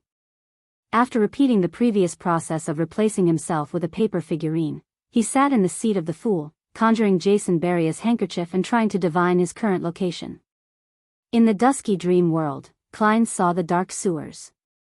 He saw a living shadow and how his body seemingly appeared to fill itself with flesh and blood, only to constantly fail, as well as tiny black dust that kept being shed from his body. The scene climbed higher and arrived above ground, revealing a towering cathedral. Holy Wind Cathedral. Klein opened his closed eyes and understood the situation of the Desire Apostle. He hasn't been caught yet, but he seems to be heavily injured. His condition is in terrible shape and it's filled with abnormalities. His suitcase is gone too. It must have been dropped when he was injured. Klein thought for a moment. Using divination, he recalled the map of Backland and made it appear before his eyes. Similarly, he came up with a rough layout of Backland's sewers.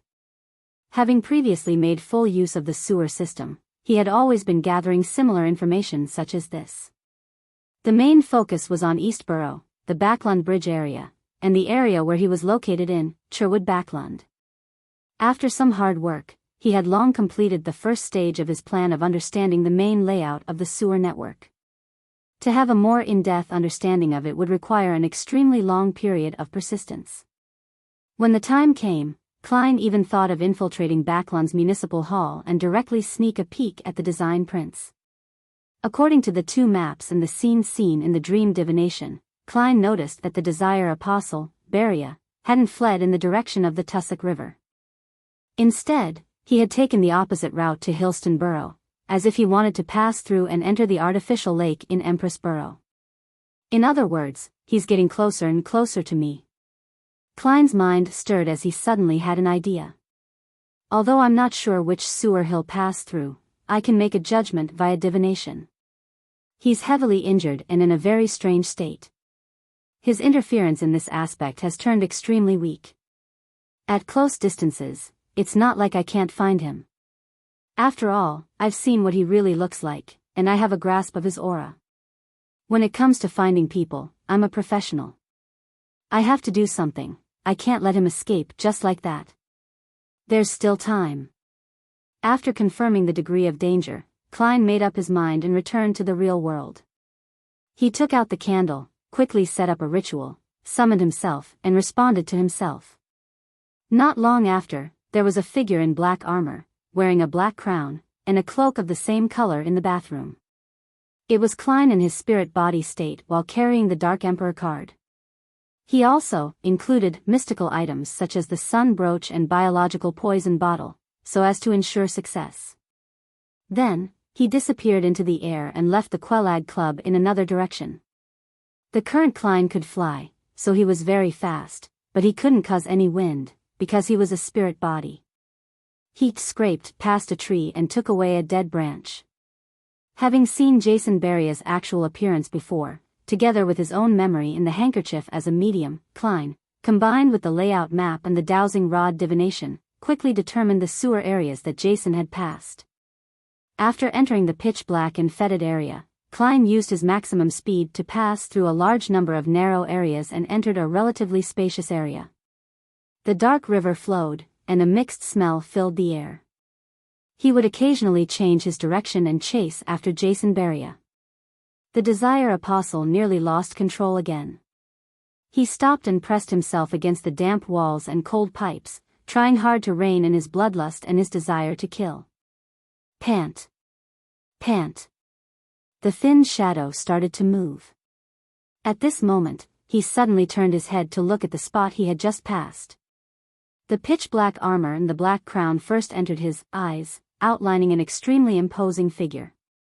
Behind the figure, the weightless cloak lightly swayed as he moved forward. It's nearby.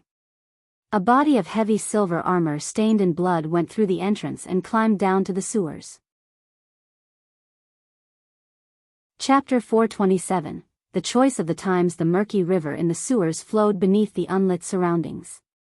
If a normal person walked in here, then he would have to carry a lantern in order to see the necessary details of the situation clearly. However, to Klein, who was in his spirit-body state, this wasn't an obstacle. Everything around him had long been reflected in his eyes. Therefore, when the Desire Apostle discovered him, he also discovered the Desire Apostle. He didn't speak, nor did he hesitate. He opened his mouth and let out a soundless screech. This was an attack that directly damaged the soul.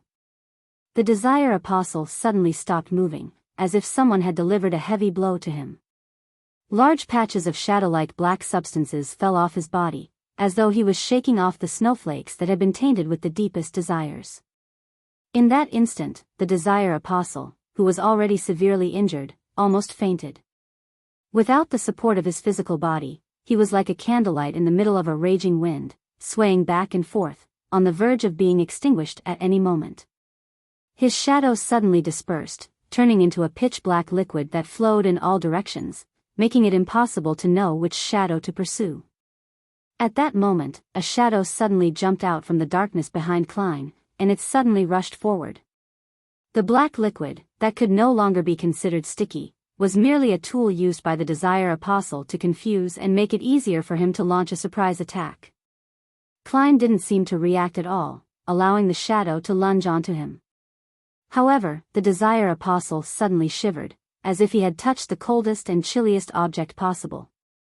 The shadow rapidly slowed down, as if it had been frozen stiff. He knew that wraiths and shadows came with freezing effects, but he didn't expect that the fellow wearing the Dark Emperor's crown would have such an influence on a spirit body like him. This was a case of being completely suppressed when it came to their lives' natural order. Klein had expected such an outcome. He half-turned his body, stretched out his right hand and placed it on the head of the stiff shadow. Then, the dark golden sun brooch, which was concealed by the black armor, flashed with a faint light. The Desire Apostle sensed the danger and could perceive his imminent doom. He tried to resist but was temporarily powerless. A ray of pure and holy light appeared out of nowhere and landed on the shadow's head, enveloping his body. The surroundings were suddenly illuminated as the black shadow struggled with all its might but didn't stop evaporating.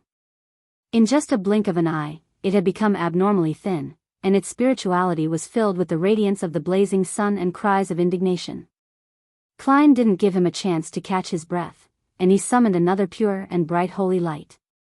The feeling of daylight lasted for 2 seconds before the Desire Apostle fell to the ground, losing all signs of life. His body remained in his shadow state, thin as though it had no density. This Sequence 5 expert who had just assassinated a duke had died just like that. He didn't even have the time to pass on his last words. At the same time, Klein saw that the deceased spirit was on the verge of dissipating after suffering the blows. The Beyonder characteristic will take a while to appear. Should I mimic Miss Sharon by possessing the shadow and speeding up the process? But I don't know how. Klein began considering what to do next. Suddenly, he felt the ground tremble slightly. Relying on his spiritual intuition, he looked back at the place where he had passed by before. A tall, heavy silver armor was rushing over. Diagonally down from the left shoulder, it was stained with a large amount of solidified blood. Sealed Artifact 1-42. Klein's heart tightened. Without any hesitation, he wrapped the spirit of the Desire Apostle within him and ended the summoning.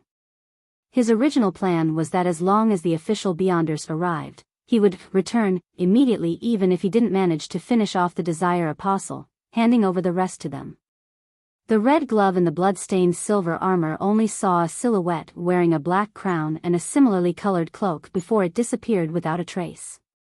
He narrowed his eyes, carefully examining the spot where the man had just been, and found the Desire Apostle who had lost his life. Clearing clues and destroying evidence, he said in a low voice. Tap. Tap.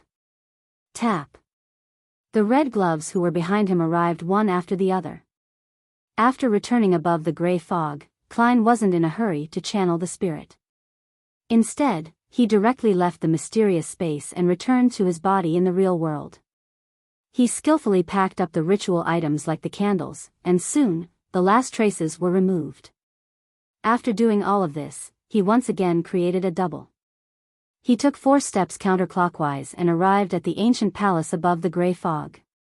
Here he could communicate directly with a remnant spirit, as a real spirit medium could do, without having to pray to anyone or use the help of a ritual. He had confirmed that when he communicated with Nimblewright Master Rosego's spirit. Considering that the spirit of the Desire Apostle had been purified and might dissipate at any moment, Klein prepared himself to ask the relatively more important information. As for the potion formula for the Devil Pathway, he planned to consider it only at the end. In any case, even if he obtained it, he didn't plan on selling it, lest he would nurture a few cold-blooded serial murderers. Looking at the Desire Apostle with brown hair and brown, blank eyes, Klein emanated his spirituality and asked, "What were you plotting?" The Desire Apostle's connection had been completely severed off from the outside world by the gray fog and could only reply in a muddled voice, "Assassinate Duke Negan." Duke Negan.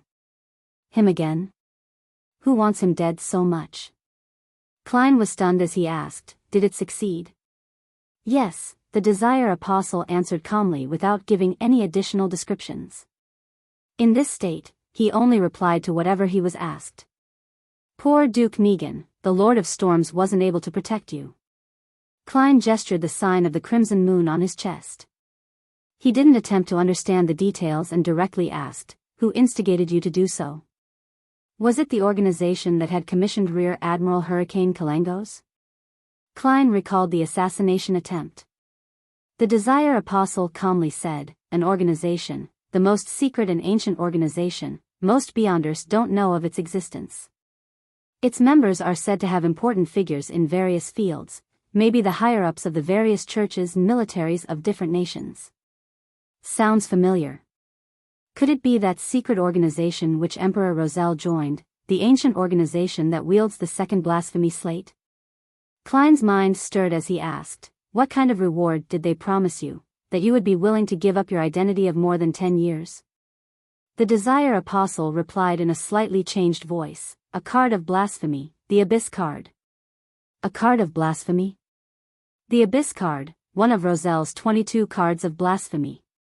This most likely corresponded to the Devil Pathway. It's no wonder that the Desire Apostle was willing to sacrifice everything that he had accumulated over the past 10 years just for this. In it lies the hope for him to become a high-sequence Beyonder.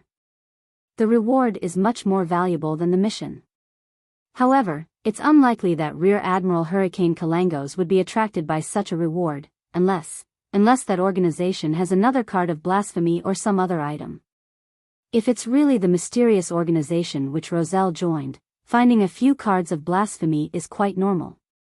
Even if they don't, they still possess the blasphemy slate. Klein was alarmed at first before asking in confusion, "Why do they want Duke Negan dead?" The spirit of the Desire Apostle thinned significantly again, and he said in a hollow voice, "I don't know. All I did was consider taking the mission or not." "Then, have you heard anything?" Klein pressed. The Desire Apostle remained in the same unperturbed state. I have heard that their purpose is the resurrection or awakening of the Creator. They interfere with the progress of history, making it fit their needs, in order to achieve their goals at a certain point in time. If the trend of the times aren't as they expect, then they will try their best to reverse it. Other than that, they just quietly watch from the sidelines, apathetic. Perhaps they wouldn't act or entrust something even once every few decades or centuries, a secret organization in the true sense of the word. It's consistent with Roselle's description of the powerful faction that secretly manipulates the world. It also seems related to the original creator. Seeing that the spirit body of the Desire Apostle was about to disappear, Klein quickly asked, "What is the name of that organization? How can they be contacted?" The Desire Apostle looked ahead emotionlessly, his figure quickly disintegrating. Before he disappeared completely, he answered the question, "They are called the Twilight Hermit Order." Inside the house with the glass greenhouse, the thin secretary with the gold-rimmed glasses and white gloves sat with a sullen face and a look of deep grief. "What's your name? What sequence are you? Which Beyonder pathway are you from?" Deacon Icancer asked solemnly. The blonde secretary replied slowly in a deep voice, "Lockhart Siakam, sequence 5, as for which Beyonder pathway I'm from, you can apply for access to my records from MI9. All right. Icancer then asked, "Does the Duke come here at a fixed time every week?" "No, he doesn't like to work according to a schedule, especially after the assassination attempt by Kalengos. Before today, no one knew that he would be here today, and I only heard about it in the morning at Parliament," Lockhart Siakam replied seriously. Icancer thought and asked, "If there's a spy amongst you, who do you think he is, and who do you suspect?" Lockhart thought about it for a few seconds, then he shook his head. Following that, Icancer asked for details of the battle and got a rough idea of the process.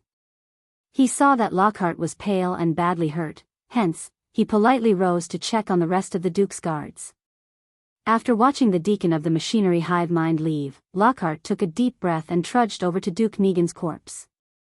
The great noble was no longer naked like before, but the remnants of terror still remained on his face. After looking deeply at Duke Negan's corpse, Lockhart murmured sadly, "I'm sorry." At this moment, with his back facing everyone, the corners of his mouth slightly curled up.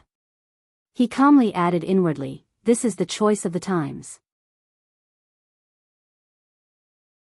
Chapter 428, The Scapegoat, Westboro, 9 Hope Street, the Prime Minister's residence. Aguisid Negan stood behind a large table and looked at Earl Hall with a serious expression. "Lord Hall, my secretary should have briefed you on what has happened. You're the first noble that I've thought of at this moment." The important member of the Conservative Party, who was presently Prime Minister of the Cabinet, looked like he had aged considerably. His tall, thin figure leaned forward as if unable to bear the bad news, to the point of needing to prop himself up on the table with both hands. But his eyes were still sharp and his attitude calm.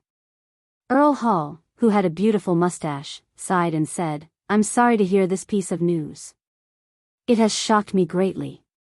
I was thinking of visiting His Grace in a few days to discuss the bill that we're all very concerned about, but who would have known that he would be attacked, having lost the handsome appearance of his youth due to his deep smile lines and the fattening state of his body. He first expressed his condolences, grief, and empathy, then he restrained his emotions and said, 'His Grace is already dead.'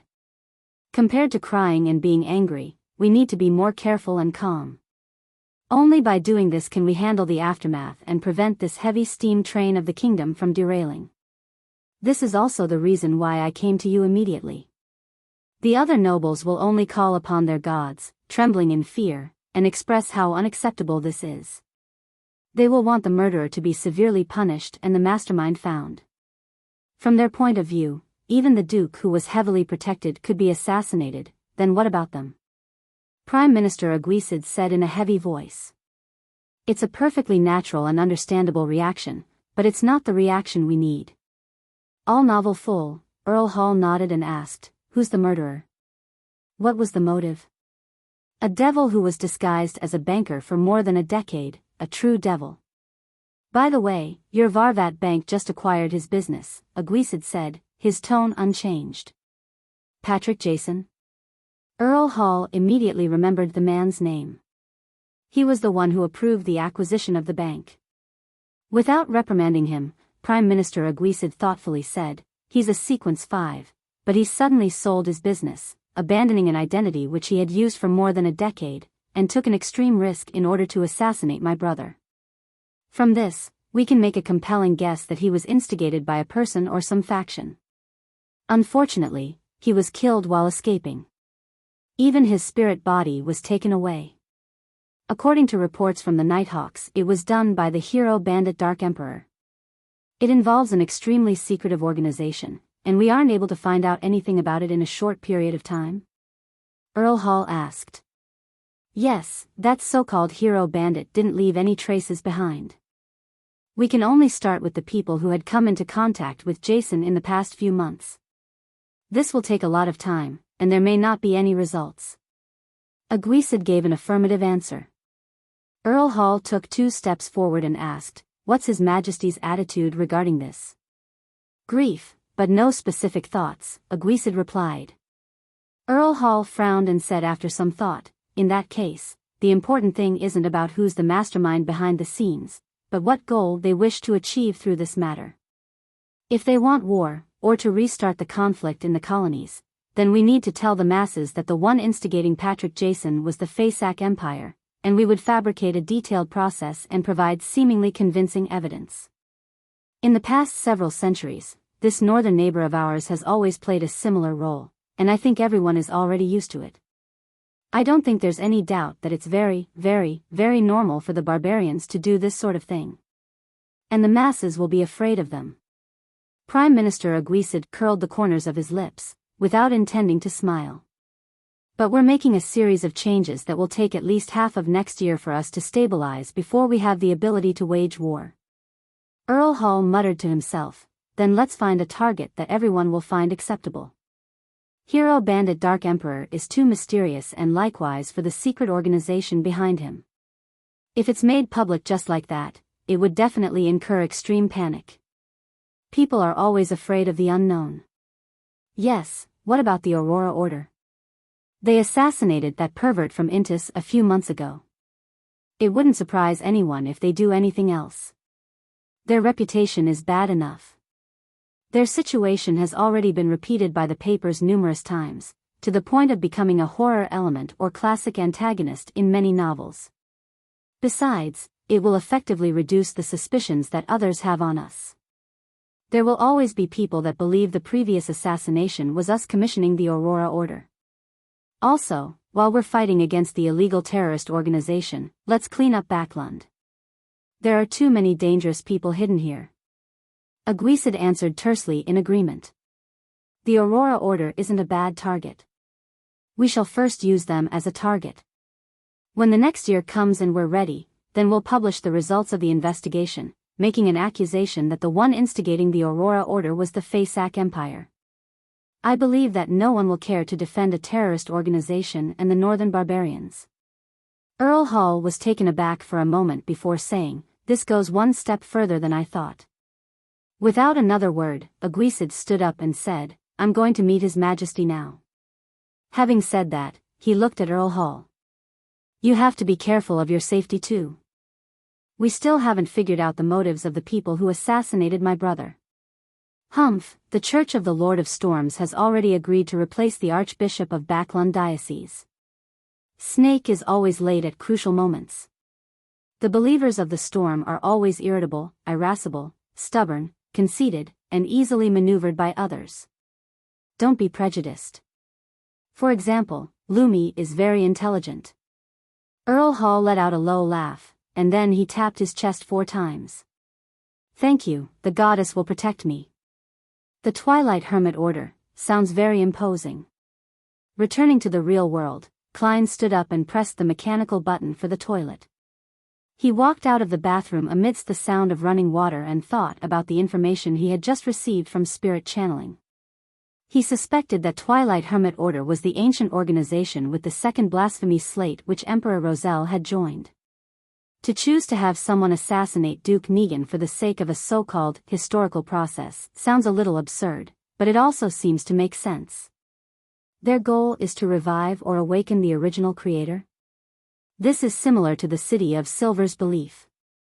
Little Sun and company have never believed that the creator is dead.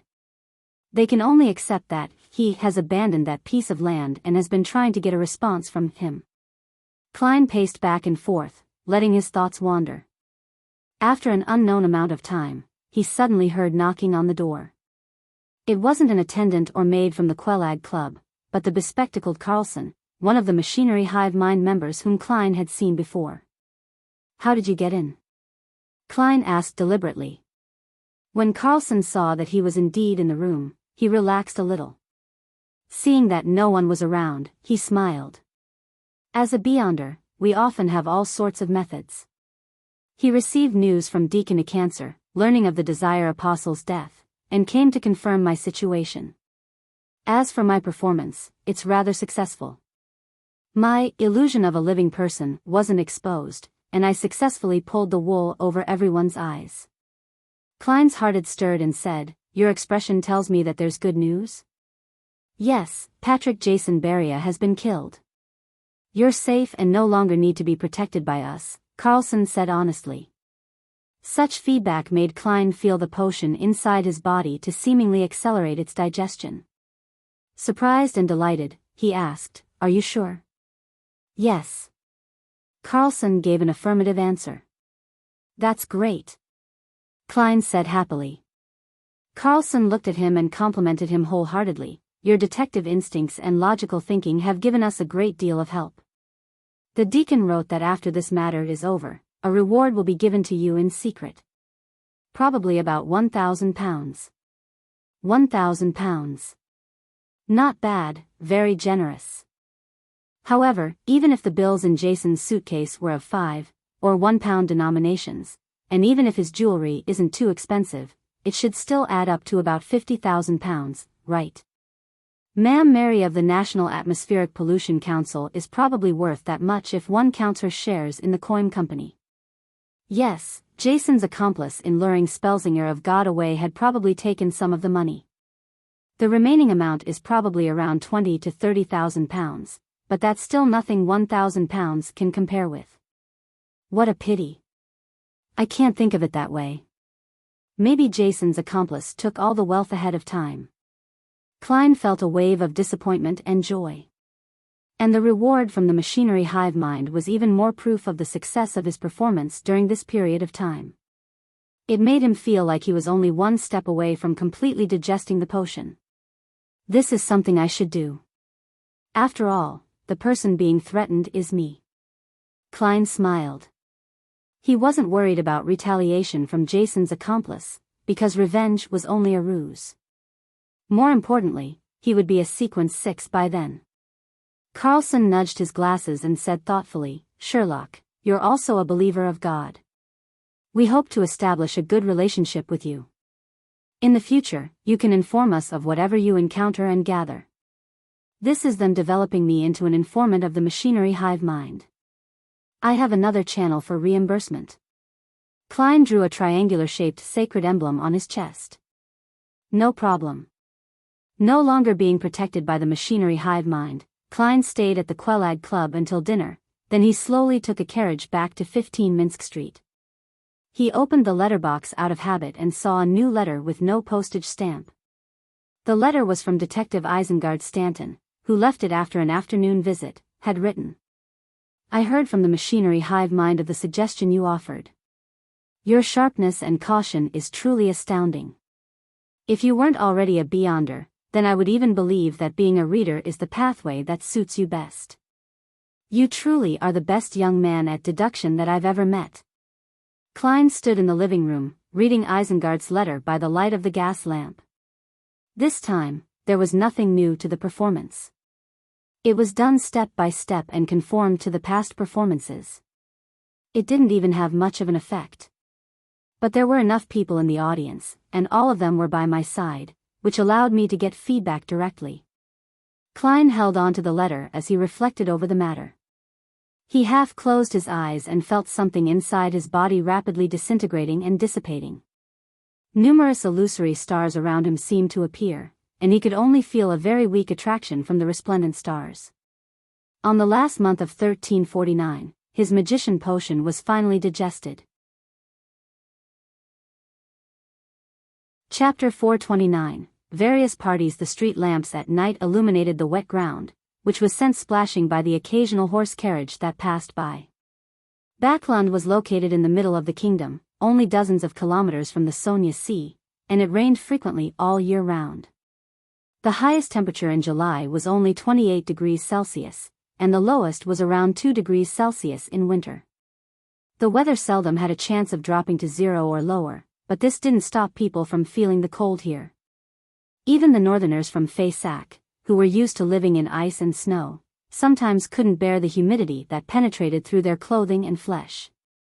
Klein stood behind the oriel window in a room which didn't have its fireplace lit. He looked at the tranquil scene outside and felt relaxed in his body, heart, and soul. As long as he gathered the ingredients and concocted the potion, he could immediately advance to sequence 6, becoming a faceless. The magician potion has been completely digested. The Desire Apostle was personally finished off by me and he failed to escape. The Aurora Order's search of the Fool's believers is still going in circles. Apart from Mr. Azek being pursued by an unknown faction and the problem of the potion ingredients, I'm temporarily not troubled by anything. Klein leaned his body forward and took in a breath of air. He then looked at the fog that had condensed on the windows. The reason why he had risked his life to intercept the Desire Apostle was because he was afraid that the other party would have other plans and, thus, smoothly escape from the pursuit of the official Beyonders.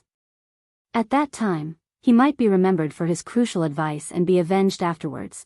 As a cold-blooded, a devil was unlikely to take the risk of avenging his comrades, but that didn't mean that they wouldn't choose to vent their anger on someone who nearly caused their death. This operation was definitely necessary. Perhaps someone from the Twilight Hermit Order is somewhere receiving him. Once the Desire Apostle escapes, and with me not having any relevant information, perhaps I'll be prepared against a sequence 5, believing that I would be pretty safe once I advanced to Faceless, but the Desire Apostle might very well use the information provided by the Abyss card and the Twilight Hermit Order's help to advance to become a high sequence Beyonder. Such a development is quite scary if I think about it. One is required to inflict the finishing blow of justice. Klein reflected over what had happened this afternoon and summarized his experiences and lessons. After enjoying the night's scenery for a while, he returned to the sofa and sat down to think about his future plans.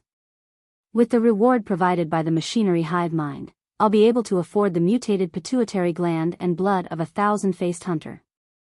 The deep-sea Naga's hair simply requires me to have money. Such an ingredient should be relatively easy to find on the sea. I can get Mr. Hanged Man to help. The only problem is the human skin's shadow characteristic. And even if there is a clue, I don't have enough money. With this in mind, Klein couldn't help but give a self-deprecating chuckle. I'm not a person who particularly loves money, it's just a very average preference. When I was in Tingen, I always encouraged Melissa to spend and urged her and Benson to hire a maid.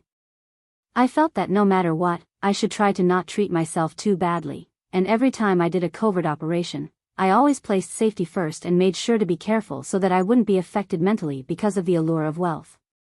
However, in order to take revenge, I have to advance, and advancing requires me to buy expensive Beyonder ingredients. I can only accumulate every single penny and save whatever I can. He suddenly hunched his shoulders and felt that the coldness of the living room made a magician like him, who didn't have an excellent constitution, shudder. Therefore, he decided to take a shower, crawl into bed, and read in bed. There's only another 3 or 4 hours left before it's bedtime. There's no need to ignite the fireplace again. With a sigh, Klein got up and walked to the second floor. Under the steam cathedral. After a cancer finished reading all the recorded statements, he picked up his coffee and took a sip. After a few seconds of silence, he pulled out the ancient silver mirror called a Rhodes. Carlson took a glance at it and asked curiously, "Deacon, if I ask the Honorable Rhodes about an unsolved mathematical problem or a classical paradox, will it give me the correct answer? Most of the time, it will directly reject you. If it thinks that you have ill intentions, it will even give you a lightning strike or make you suffer a curse that you would never want to face, a Cancer said with a sigh. It's a living sealed artifact with extremely high intelligence, not a rigid, rule-abiding difference machine. When using it, it's best not to think about trying to find loopholes. Carlson looked around at his teammates and kindly suggested, Deacon, let me ask the question for you. I have nothing I need to hide. He straightened his back and assumed an open, honest posture. Cancer smiled bitterly and said, There's no need, I already know what I need to know. I'm no longer afraid of similar questions, and occasionally, the Honorable Erodes will ask very profound questions. With your body's condition, the subsequent penalty won't be easy to bear. With that said, he clenched his fists before spreading his fingers apart and gently stroked the surface of the mirror thrice. In that subtle atmosphere, Cancer asked in a deep voice, Honorable Erodes, my question is, who or what faction instigated the Desire Apostle to assassinate Duke Negan? The silver mirror didn't show any changes for a while. Only after a long time did the surface produce an aqueous light, forming a scene that looked like an oil painting. It was a plain where the sun was about to set. The vast field was covered in a faint golden afterglow. What does that mean? Carlson and the other members of the machinery hive mind looked at each other, unable to understand. Even though one of them was a Beyonder who had advanced from mystery prior and was no stranger at reading revelations. Twilight? The symbol of the end of life? A sect that believes in death, or lunatics that believe in the apocalypse, a mystery prior said after some deliberation. Carlson nodded in agreement. I think it's the latter. Cancer ignored their discussion because Erodes's question had already appeared. What color of underwear do you like best? Cancer's face suddenly flushed red, and he felt as if smoke was rising from the top of his head. With great difficulty, he spat out a word, red. The room suddenly became unusually quiet, and Carlson and the others pretended to look towards a corner. Cancer sat down wearily and scratched his fluffy hair, ready to ask the second question. Carlson couldn't bear it as he said, Deacon, let me try. Try not to reach the punishment phase. Cancer finally nodded in agreement. Carlson confidently mimicked the deacon's actions, gently stroking the surface of the silver mirror 3 times while the other members gathered again. Honorable Erodes, my question is, who are the accomplices of the Desire Apostle? The aqueous light stirred as the scene changed. It first presented a woman's back, one with an outstanding figure. Then, there was a person who was extremely blurry and could barely be identified as a man based on his attire. There is indeed another partner. This should be the person who sold the intelligence on Duke Negan. It's a pity that the other party has already dealt with it, Carlson looked around and said. He felt that he had no secrets and didn't need to care about the questions that followed. This time, the choices that Erodes offered was a question, a mission, or a penalty. Without any hesitation, Carlson said, question. Words that looked like dripping blood quickly outlined the surface of the silver mirror. Do you relieve yourself daily with your hand? Carlson's lips quivered, and he felt his ears rapidly turn hot. Although this was something he found very normal, giving an answer in front of so many teammates and his superior still gave him the urge to bury his head in the ground. Yes, he answered very quietly. Under St. Samuel Cathedral.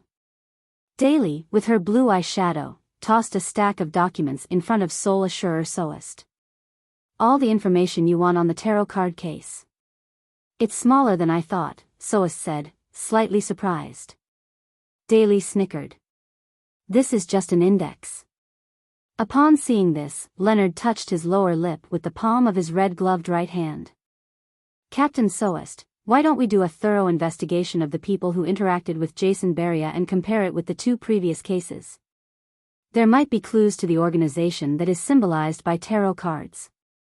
Duke Negan is a devout believer of the Lord of Storms, and he represents the interests of the Church of the Lord of Storms in the political scene. The mandated punishers will definitely be frantically searching for the real culprit, so we don't need to get involved, otherwise, we'll easily be put at odds with them.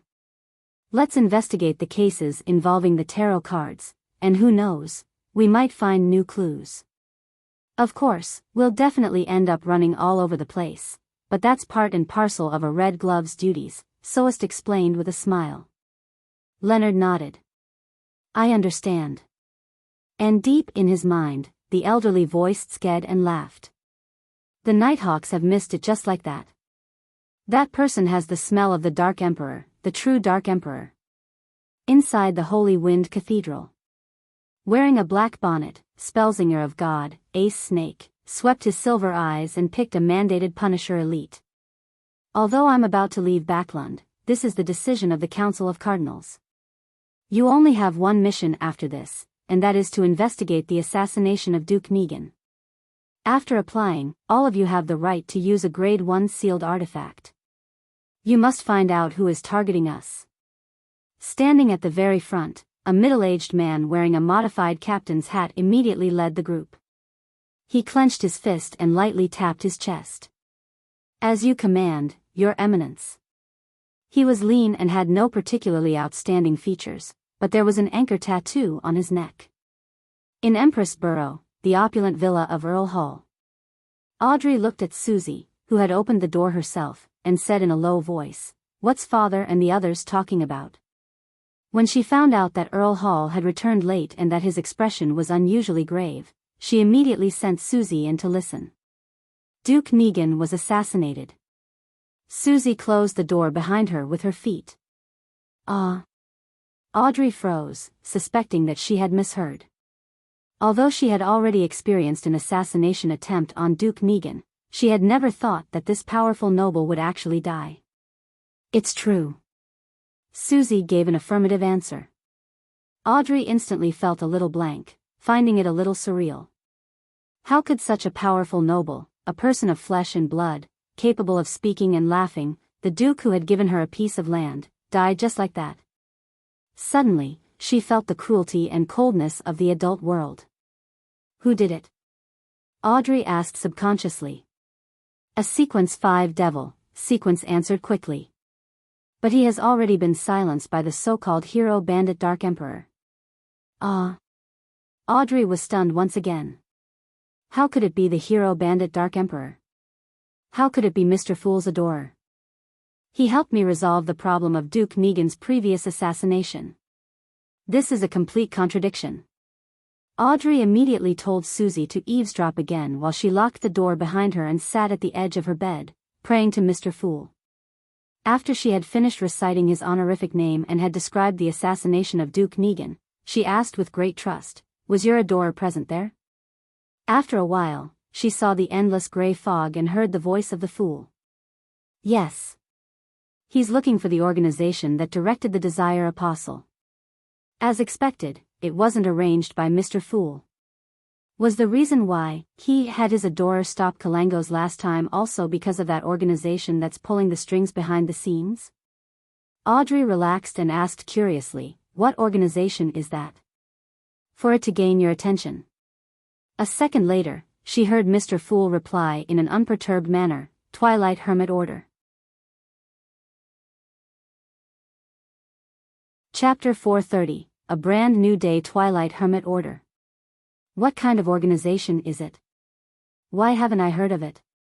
When Mr. Hanged Man was filling me in on the general knowledge of the various factions, he didn't even mention anything about this. Audrey was both surprised and confused. As the gray fog faded away, Mr. Fool's aloof figure had vanished. Her eyes darted around as she quickly made a guess. This organization known as the Twilight Hermit Order sounds even more powerful and mysterious than the other underground powers such as the Aurora Order and the Life School of Thought. It's so unknown that even the knowledgeable and experienced Mr. Hanged Man, who's closely related to the Church of the Lord of Storms, doesn't know of its existence. And their plot was directed at a powerful noble of the kingdom, one of the most powerful people in the world. They might be the observers hidden in the deepest depths of the Beyonder world, the true controllers. They influence the situation of the northern and southern continents, so it's no wonder that they would be noticed by Mr. Fool. The last time Mr. Hanged Man successfully got his adorer to help wasn't because the promised reward was sufficiently high, but because Mr. Fool himself was targeting Twilight Hermit Order. This organization is as mysterious as our tarot club. Audrey, for some inexplicable reason, became a little excited, and this diluted the impact Duke Negan's assassination had on her. There definitely aren't a lot of Beyonders who know of the existence of the Twilight Hermit Order. And I'm one of them, and we, the Tarot Club, are targeting them. Audrey stood up and walked to the full-body mirror in front of her. She raised her chin slightly, showing an abnormally beautiful angle. Staring at the girl in the mirror, Audrey slowly calmed down. This was the first time she felt it was imperative that she quickly raised her sequence. Even Duke Negan, a Beyonder under tremendous amounts of protection, can be assassinated, let alone Father who's just an ordinary person. Although based on the family vault situation, there are definitely many Beyonders in the family, and the Church of the Goddess will also provide additional protection. However, this doesn't ease my heart. Duke Negan's guards aren't any weaker than what we have. All the best, Audrey, get to sequence 7 as soon as possible, then sequence 6, and then hide in the darkness. I'll be my father, mother, and brother's last line of defense. The capital of the Rorstad Archipelago, the city of generosity. The Blue Avenger was once again passing by, moored at the port, giving sailors a chance to indulge and vent. Alger Wilson changed into a robe embroidered with storm patterns and went to the largest cathedral on the archipelago, the Cathedral of Waves. It was classical in style, and it mostly used stone pillars and arched structures, and it had a towering dome and 2 clock towers. In the early days of colonization, the pioneers often had no time to build a cathedral, which brought about very serious consequences for them. Surrounded by tribes, jungles, and ancient buildings, they would often die mysteriously in great numbers for no reason at all, even after they had conquered the region. This situation, which had caused a great panic, gradually deteriorated after the cathedrals of the various churches were built, becoming something that happened only once in a while. Standing in front of the cathedral, Alger was in no hurry to enter. Instead, he looked through the narrow windows at the dark and mysterious atmosphere and the warm candlelight that illuminated the activity area. A few seconds later, he entered the grand prayer hall, clenched his right fist and struck his left chest. He turned to the bishop facing him and said, "May the storm be with you." "May the storm be with you," the bishop responded in the same way. Without waiting for Alger to speak, the bishop of the Cathedral of Waves took out a telegram. "You're just in time. The Council of Cardinals has issued orders. Read it before praying." "What orders?" Alger asked casually as he reached out to take it. The bishop's expression was grave as he said, "Duke Negan has been assassinated. The Council of Cardinals has ordered all mandated Punisher and priests to pay attention to anything regarding the hero bandit Dark Emperor, as well as all the matters related to the tarot ritual." Hero bandit Dark Emperor? Alger perfectly expressed his surprise. He already knew that the Dark Emperor was Mr. Fool's adorer. The bishop said with a serious nod, "The assassin of Duke Negan is a Sequence 5 devil, but while escaping, he was killed by hero bandit Dark Emperor. This is the same outcome as Rear Admiral Kalangos, who failed to assassinate the Duke. Not only are the superficial circumstances the same, but even the core issues are the same. It was also Mr. Fool's adorer who killed Kalangos, another adorer. Was Mr. Fool the one who really wanted Duke Negan dead? No, if it were really him, then he would have warned Kalangos the last time to be careful of Miss Justice, so as to not expose his identity on the spot. Mr. Fool is paying attention to the truth behind the assassination and the real murderer? Who could it be, or which organization would receive so much attention from Mr. Fool? Alger instantly thought of many things and made a preliminary judgment. He looked down at the telegram and saw that the church had set up a special investigation team for the assassination of Duke Negan. Every member was an elite of the mandated Punishers. Should I apply to join, so as to have a grasp of their actions at any time? Alger hesitated for a moment. In the end, he decided to follow his original plan and keep a low profile. With a brand new day, Klein slept until he woke up naturally. He slowly got up, washed his face, and went downstairs. He wasn't in a hurry to prepare breakfast. Instead, he habitually opened the door, bathed in the fog, and took out today's newspaper from the letterbox.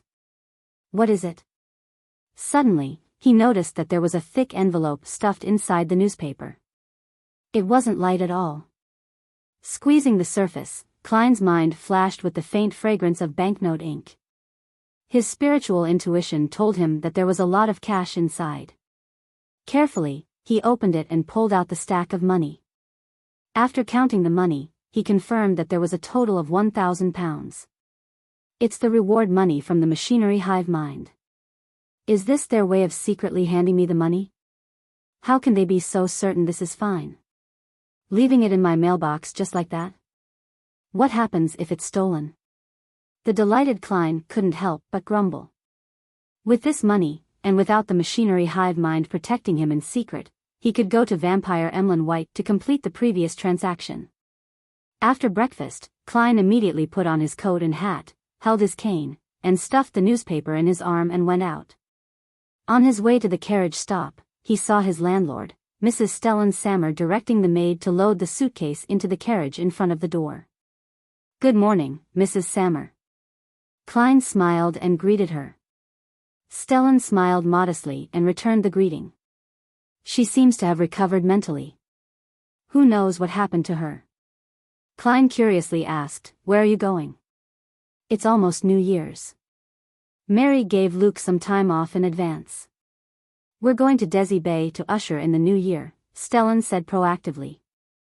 "Sigh, we've been to a few of the cities there, including the famous coastal towns. This time, we're preparing to go to Fainapotter. I've heard that the scenery in Seville City is quite good." Klein replied in jest, "How enviable. What about you? Detective Moriarty, where do you plan on spending the new year?" Stellan asked with a smile. "I'm probably staying here." "Oh right, I have to prepare some tools to repair the wall which Stuart had previously shot a hole in." Klein smirked and said, "Back to mid-seashore, where the winter smells different." The smile on Stellan's face became even more obvious. "I hope to meet you at Desi Bay in future New Year's Eve celebrations." South of the bridge, Rose Street, Harvest Church. Upon seeing Detective Sherlock Moriarty in his black tweed coat, Emlyn White, who was carefully wiping the candle stand, smiled. He combed his hair, walked over with his head held high and said in a low voice, "There's information on Jason Beria. A sanguine knows him. I have his information as well." Klein smiled as he handed the newspaper over.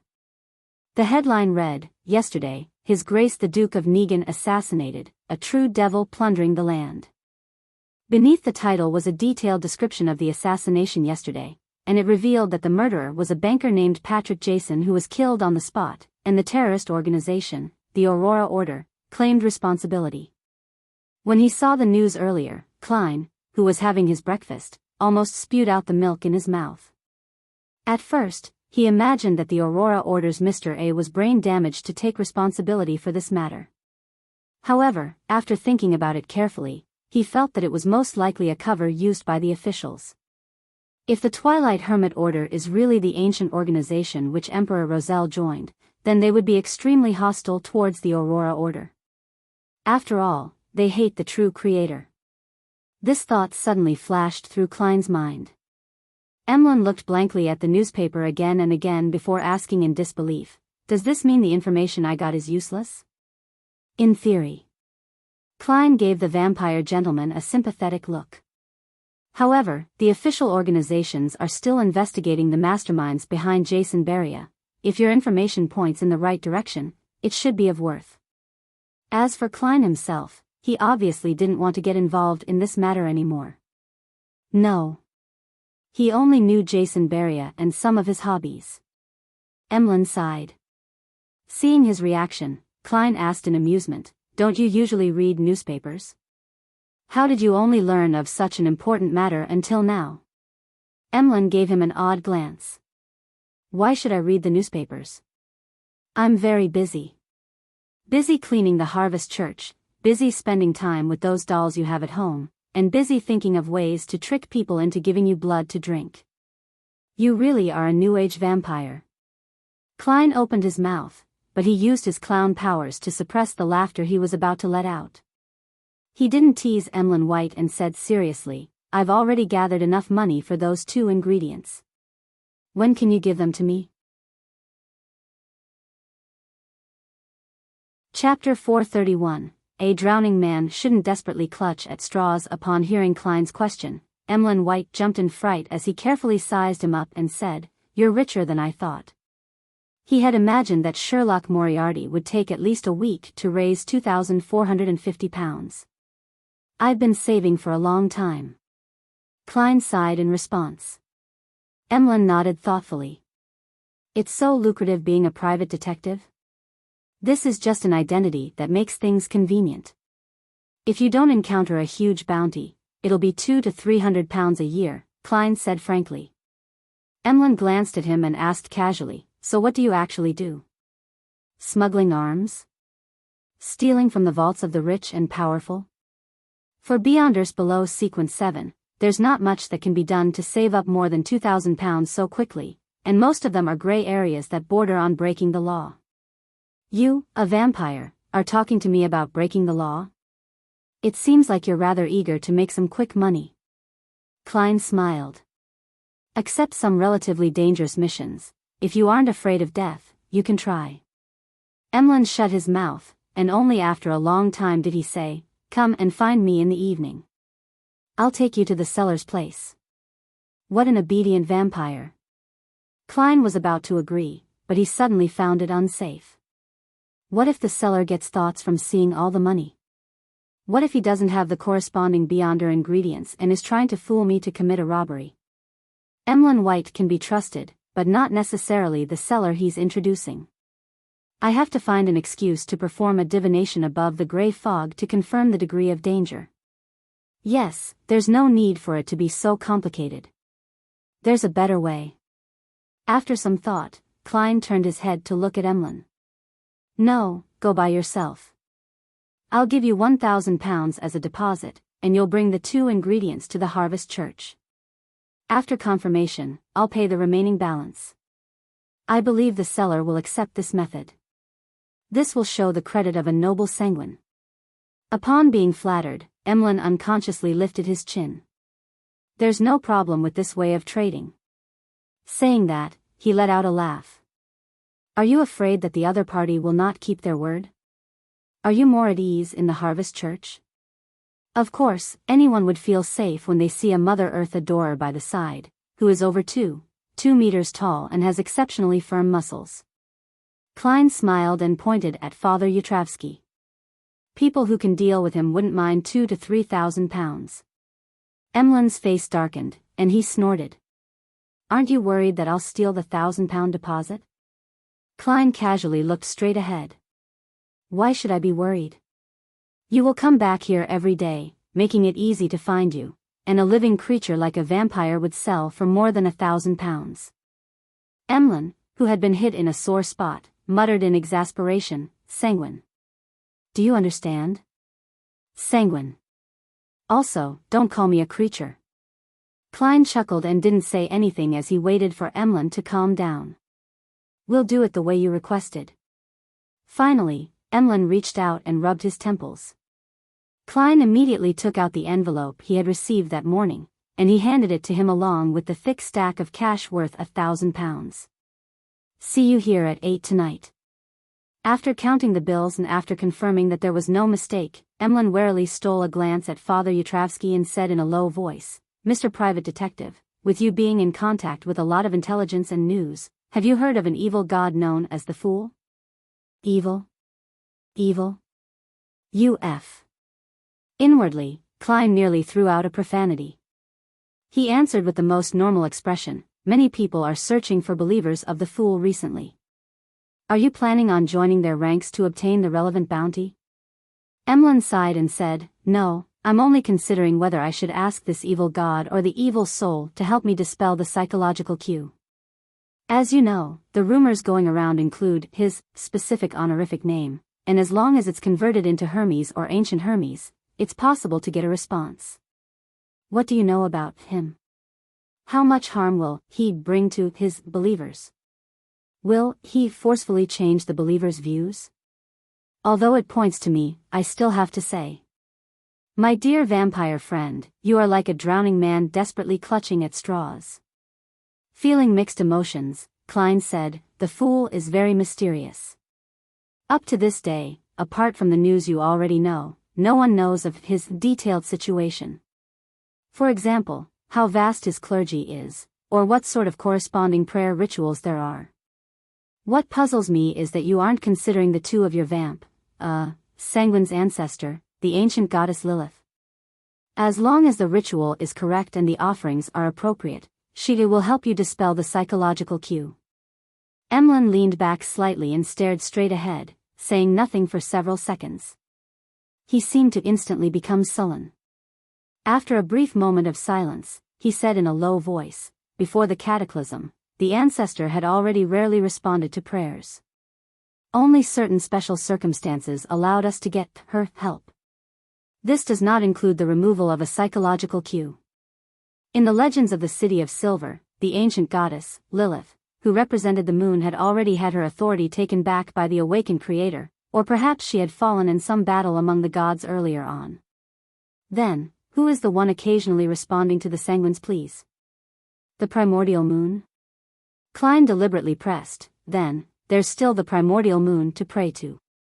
Many underground beyonders have rituals that borrow his power. This is mainly referring to the shaman king and the corresponding biological creatures. Klein added inwardly. Emlyn's lips quivered, but he didn't speak as there was an indescribable fear on his face. After a long time, he solemnly said, I suspect that the primordial moon was impersonated by some evil god or a high-level devil. People who pray to him mostly experience change, turning cruel, crazy, and even filled with desire. And the remaining ones, with the Sanguine mainly, there is a higher chance of them losing control and becoming true monsters. There was once a powerful Sanguine that tried to pray due to some danger, but she ended up turning into nothing but a hunk of meat that only knows to mate and reproduce. She, together with bulls, rams, stallions, mice, and even plants and rocks, gave birth to one strange descendant after another. Each one of them developed their own monster species. Thankfully, she was quickly eliminated along with her descendants. The primordial moon is that dangerous? There was no mention of it in the Book of Secrets. Had Shaman King Klarman's thoughts been corrupted? Fortunately, I only referenced, modified, and prayed to myself. Klein's heart raced in fright as a result of Emlyn White's description. This made him acutely realize that the hidden existences other than the 7 deities were indeed not that trustworthy. Except me. He sighed. At that moment, Emlyn smiled bitterly and said, if the negative effects brought by the fool isn't that great, praying to him might be something to consider. The only effect is that you will pay a certain amount of money for it. In order to maintain his image, Klein could only pat Emlyn on the shoulder and draw a triangular sacred emblem on his chest. It's very dangerous to pray to a hidden existence that you don't know about. If you're considering that, you might as well choose a faith out of the 7 deities you prefer. They won't affect your daily life and won't make you abandon your dolls. If there's really no other way, Emlyn suddenly found himself calmer than he had expected. Klein didn't linger on. He pushed his way out into the aisle and walked out of the Harvest Church. Looking out at the misty sky, he began to think about what to do next. There was no doubt that his current focus was on saving money and finding the ingredients. Little Son's side needs to stabilize a little more. To prevent him from being suspected again, I'll use the method of ridding a rampager's mental corruption as the promised payment. The deep-sea Naga's hair can be entrusted to Mr. Hanged Man. I'll have to rely on myself for the human skin shadows characteristic. There hasn't been any relevant information from Emlyn White and Eye of Wisdom, Mr. Stanton, for over a month. I'll have to try different channels. Yes, it's been quite long. It's likely that the high-sequence Beyonder of the Rose School of Thought isn't monitoring the Bravehearts bar that closely. I'll go visit it in the evening and see if I can contact Miss Sharon and Merrick. Klein quickly had an idea. In order to go to Braveheart's bar, he had to first go to Eastborough and change his workers' clothes in the one-bedroom apartment he also rented on Black Palm Street. As he thought of this, he walked towards the carriage stop on the opposite side of the road. Westboro, inside Grim Cemetery. Furs Wall, who was dressed in a black veiled hat, quietly walked beside Dorian Gray, a member of the Abraham family. She had accompanied him to place flowers on Lawrence, Elisa, and company's graves. While walking silently, her thoughts were completely focused on the Beyonder ingredient, the Spirit Eater's stomach pouch. She knew that she had already digested the apprentice potion, and as long as she could get the Spirit Eater's stomach pouch, she would become a trickmaster.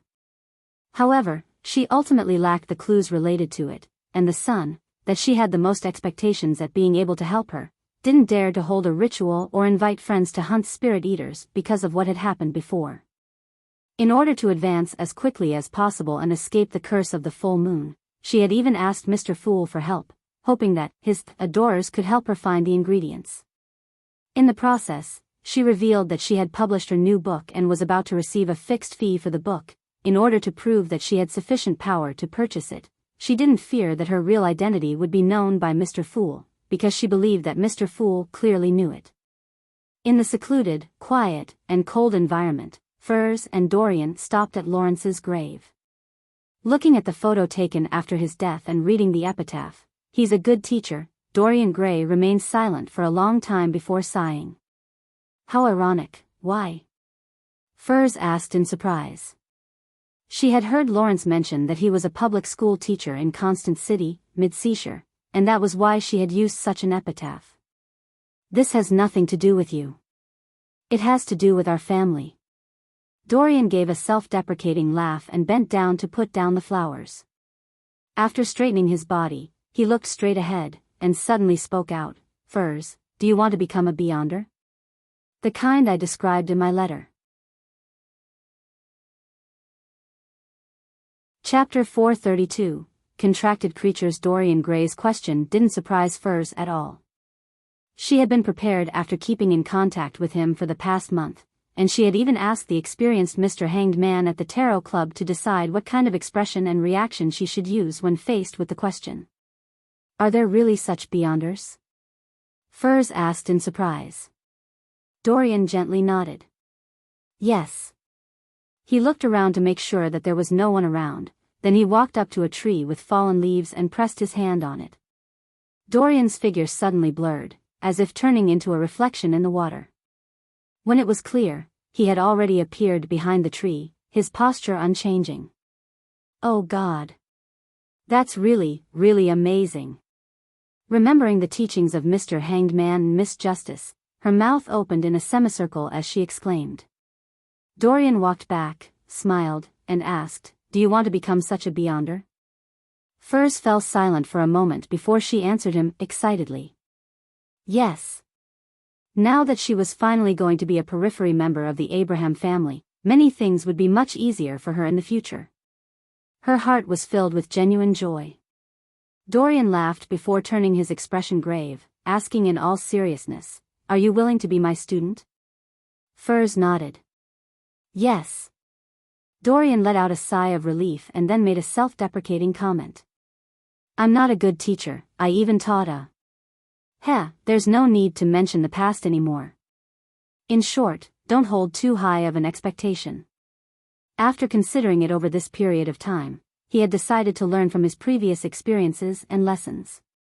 He didn't tell Furs the situation regarding the Abraham family and only treated their relationship as one of teacher and student. That way, he didn't have to worry about the other party coveting his family's few remaining mystical items. "No, your explanations of mysticism are excellent, really, Mr. Gray." "No, teacher." Furs quickly confirmed the relationship between them. Dorian looked at the tombstone, shook his head, and exhaled. "I wasn't planning on taking in any more students, but your noble character infected me.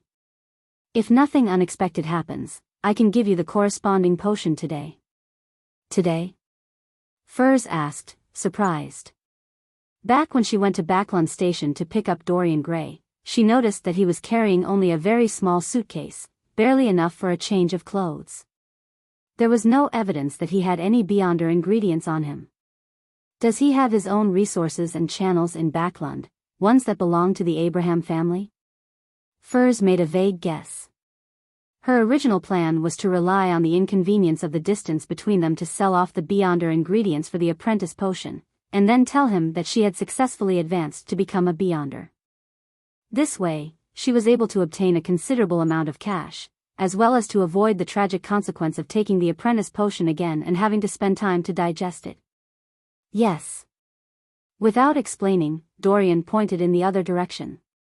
Let's go see Labero and Elisa first.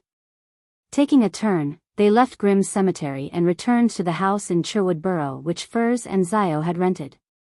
For the past month or so, Zio, who had advanced to sheriff, had been leaving early and returning late every day in order to pay off her heavy debts. She had been trying hard to get every bounty she could get, so there was no doubt that she was of the house around noon. Is there a quiet room? Dorian looked around casually. Plenty.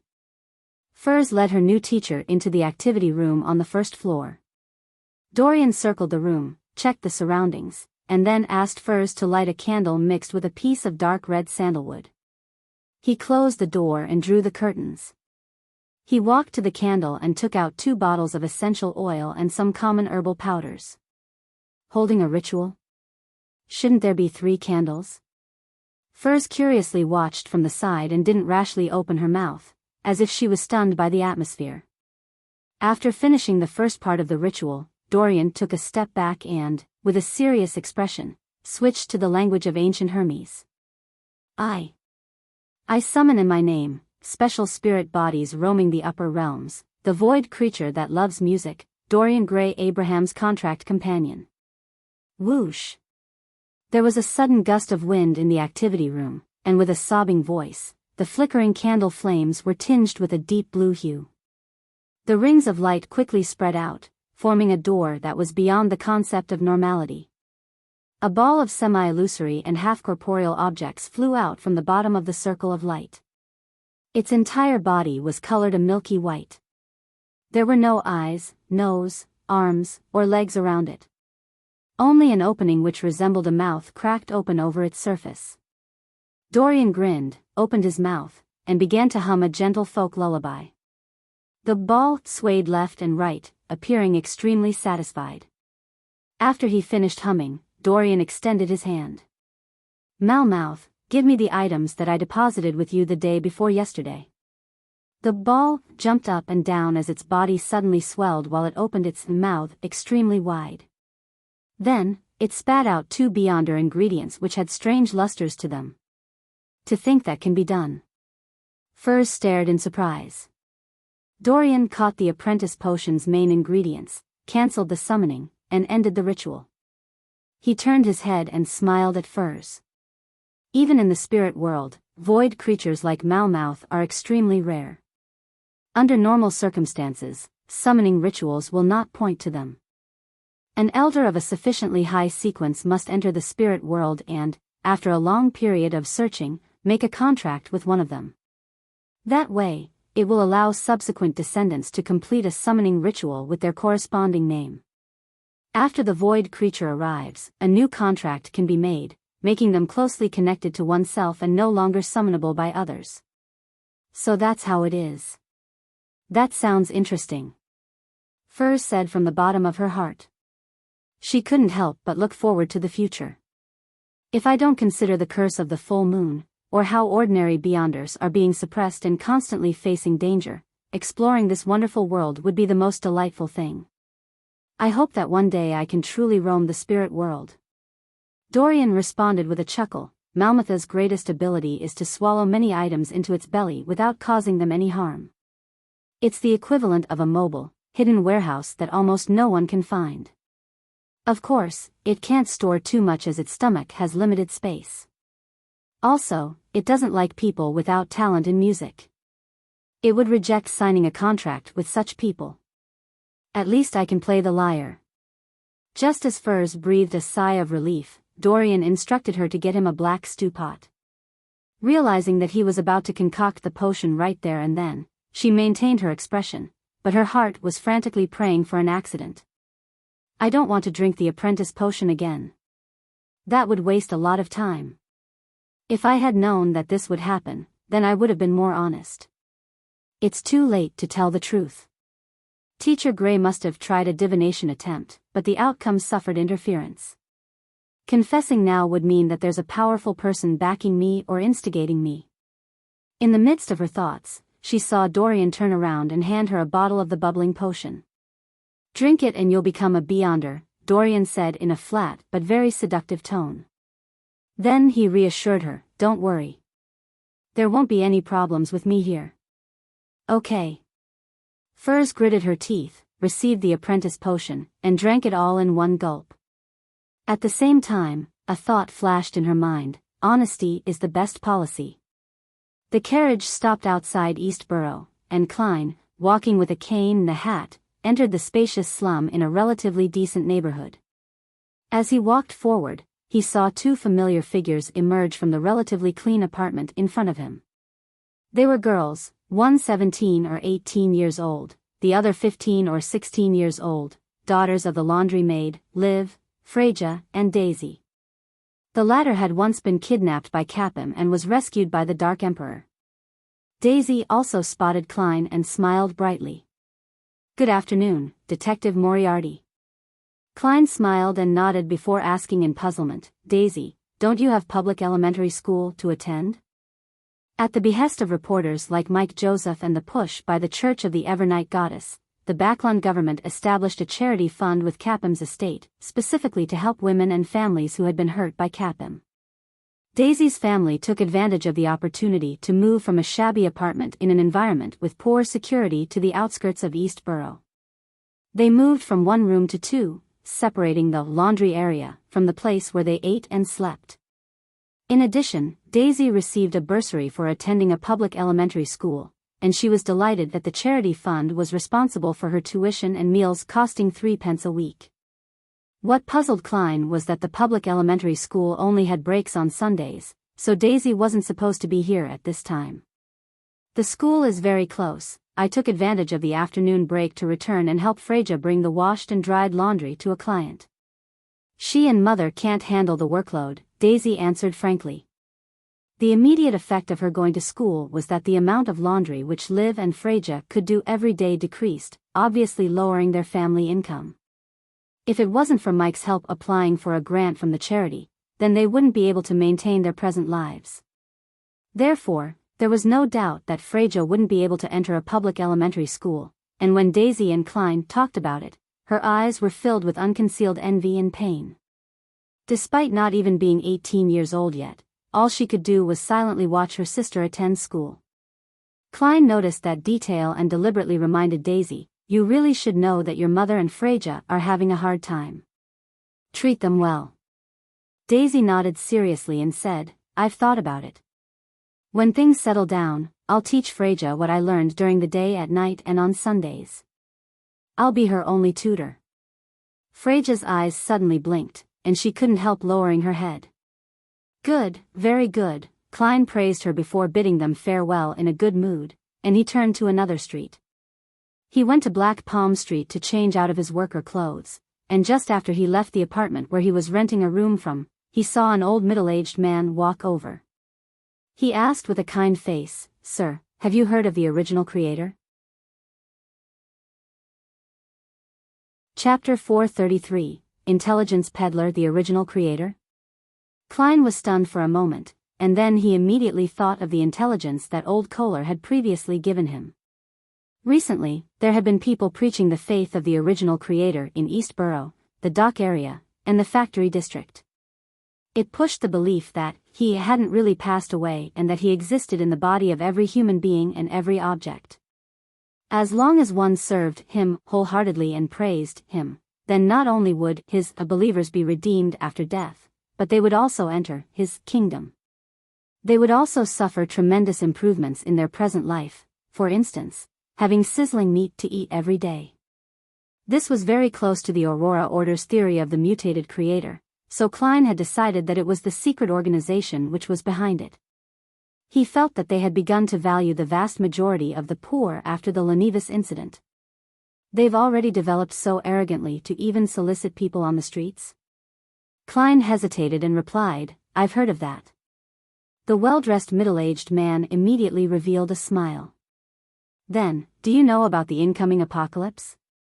Do you know that the original creator will create a sanctuary to protect the believers?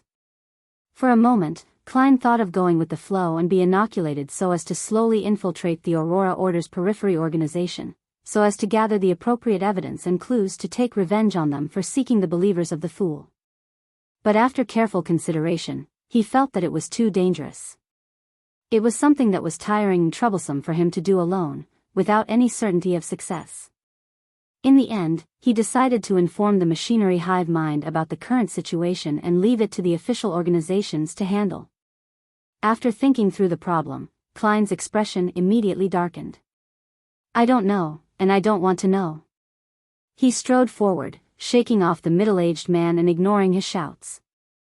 On the way out of Eastborough, he watched carefully and found that the workers who had lost their jobs due to the off-season and the efficiency improvements from textile machines were grouped together. They were being comforted and were listening to the preaches from people of unknown identities. The investigations of Eastborough, the dock area, and factory district were completed 2 months ago. Why haven't the 3 churches and Parliament produced any concrete measures yet? The importance that they've placed on this issue must have increased. It's impossible for them to not notice the current situation. Is this a trap for bigger fish? That's very risky and can easily get out of hand. As Klein lampooned, he pushed the cap on his head as he walked out of Eastborough and went straight to the Backlund Bridge area. At noon, the Bravehearts Bar had just opened, and there were almost no drunkards present. Only the nearby, busy workers would come in and grab a simple lunch. Klein mingled with them and spent 10 pence on wheat bread with pork sausages and a glass of Southville beer, making himself appear rather rich. After leisurely filling his stomach and finishing his beer, he looked at the bartender. Is Casper's Colleen in here?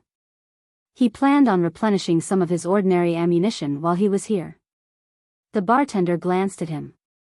It seems like you haven't been here in a while. Casper's is dead. It said that he was a little restless while sleeping at night, wrapping himself in a tight bundle and suffocating himself in the end. Heh, I don't really believe that kind of thing would happen. I've only heard about such things in ghost stories, but that's what those black and white dogs say. Black and white dogs were referring to the police who wore black and white checked uniforms. Suffocating himself to death? That sounds like mysticism. Was it because the Rose School of Thought's high-sequence Beyonder was unable to find Miss Sharon and Merrick, and thus, they chose to kill someone to vent their anger? Where's the bearing of being a high-sequence Beyonder? In that case, Casper's wasn't able to contact Miss Sharon. Perhaps they've already left Backlund. Casper's wasn't prepared for the dangers of the Beyonder world. If it were me, I wouldn't have returned to the Bravehearts Bar. I would have taken all the money I saved up and go to another city for a change in environment. However, under normal circumstances, a high-sequence Beyonder wouldn't specially deal with such ordinary people. At most, they would force a mediumship ritual without considering the after-effects. As expected of the self-indulgent Rose School of Thought. To think a high-sequence Beyonder would actually do such a thing. While feeling surprised, Klein also felt pity for the black market arms dealer. The bartender wiped a cup and continued, if you wish to buy some stuff, there's a new dealer. Who? Klein asked in passing. Old man. He's in billiard room 3, the bartender said without looking up. Klein immediately stood up, slowly walked towards that familiar place, and knocked on the unlocked door. Come in. A voice rang out. This voice sounds a little familiar. Klein pushed open the door and looked inside. Standing by the table was a boy that didn't look too old. He was dressed in an old overcoat, a brown bowler hat, and had bright red eyes. It was Ian, whom Klein had met when he first arrived in Backlund. Back then, he was entrusted with the case of Detective Zreel's disappearance and was ultimately involved in the conflict over the manuscripts of a third-generation difference machine. He had been forced to pay a high price to have Mr. A from the Aurora Order kill the Intis ambassador that was sent to the Lone Kingdom, Bakerland Jean Muddun. It's you, Detective Moriarty? Ian was startled. He had deliberately stuck 2 whiskers above his mouth to make himself look older. Klein smiled as he entered the billiard room and closed the door in passing. Long time no see. He was initially surprised that Ian had appeared here and had become a black market arms dealer, but then he thought of the details behind the matter and found that it made sense. Klein being able to come to the Bravehearts bar and find Kasper's Kalinin was all thanks to Ian's introduction. This teenage boy definitely had some connections around here. Yeah. Ian wiped away his shocked expression and mumbled, I went to Pritz Harbor for 2 months and found those guys to be so savage and cruel. They didn't even have the slightest bit of modesty or love for children, so I had no choice but to return to Backland and do what I was good at. When Kaspers died, I decided to switch careers. Before Klein could say anything, he added, Mr. Detective, I've always kept in mind that I still owe you 2 requests. There's no need to explain so much, nor do I care what you've done in the past. Although I've always thought that your escape from MI9 was suspicious, I didn't care too much about it. Klein picked up a cue stick, gestured, and said, other than dealing in black market weapons, you seem to be selling information? Yes, Ian answered very calmly. What do you want to know? It's free. Very straightforward. Feeling guilty about what happened to me previously? Klein pushed the cue stick forward and hit the ball, sending a red ball right into the middle pocket.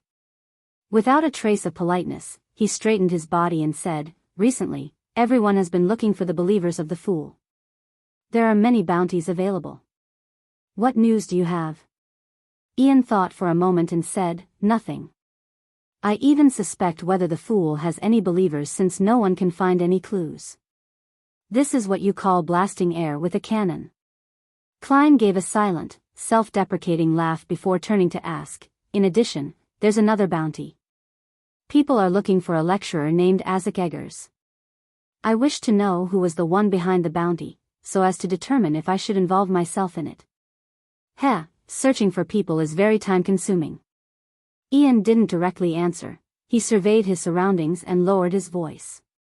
Me 9. Me 9? It's not the numinous episcopate. It seems like it really was arranged by Ince Sangwil.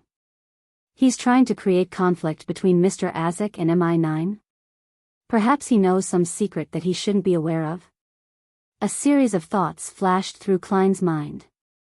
Finally, he smiled and said, looks like I don't have to worry about the bounty being false, but I'm afraid that the circumstances as to why Isaac Eggers is being pursued by MI9 is because he knows some secret. That being the case, the day I obtain the bounty might be the last day of my life. Ian spread his hands. I'm not sure about that. But you can provide only clues. Good suggestion.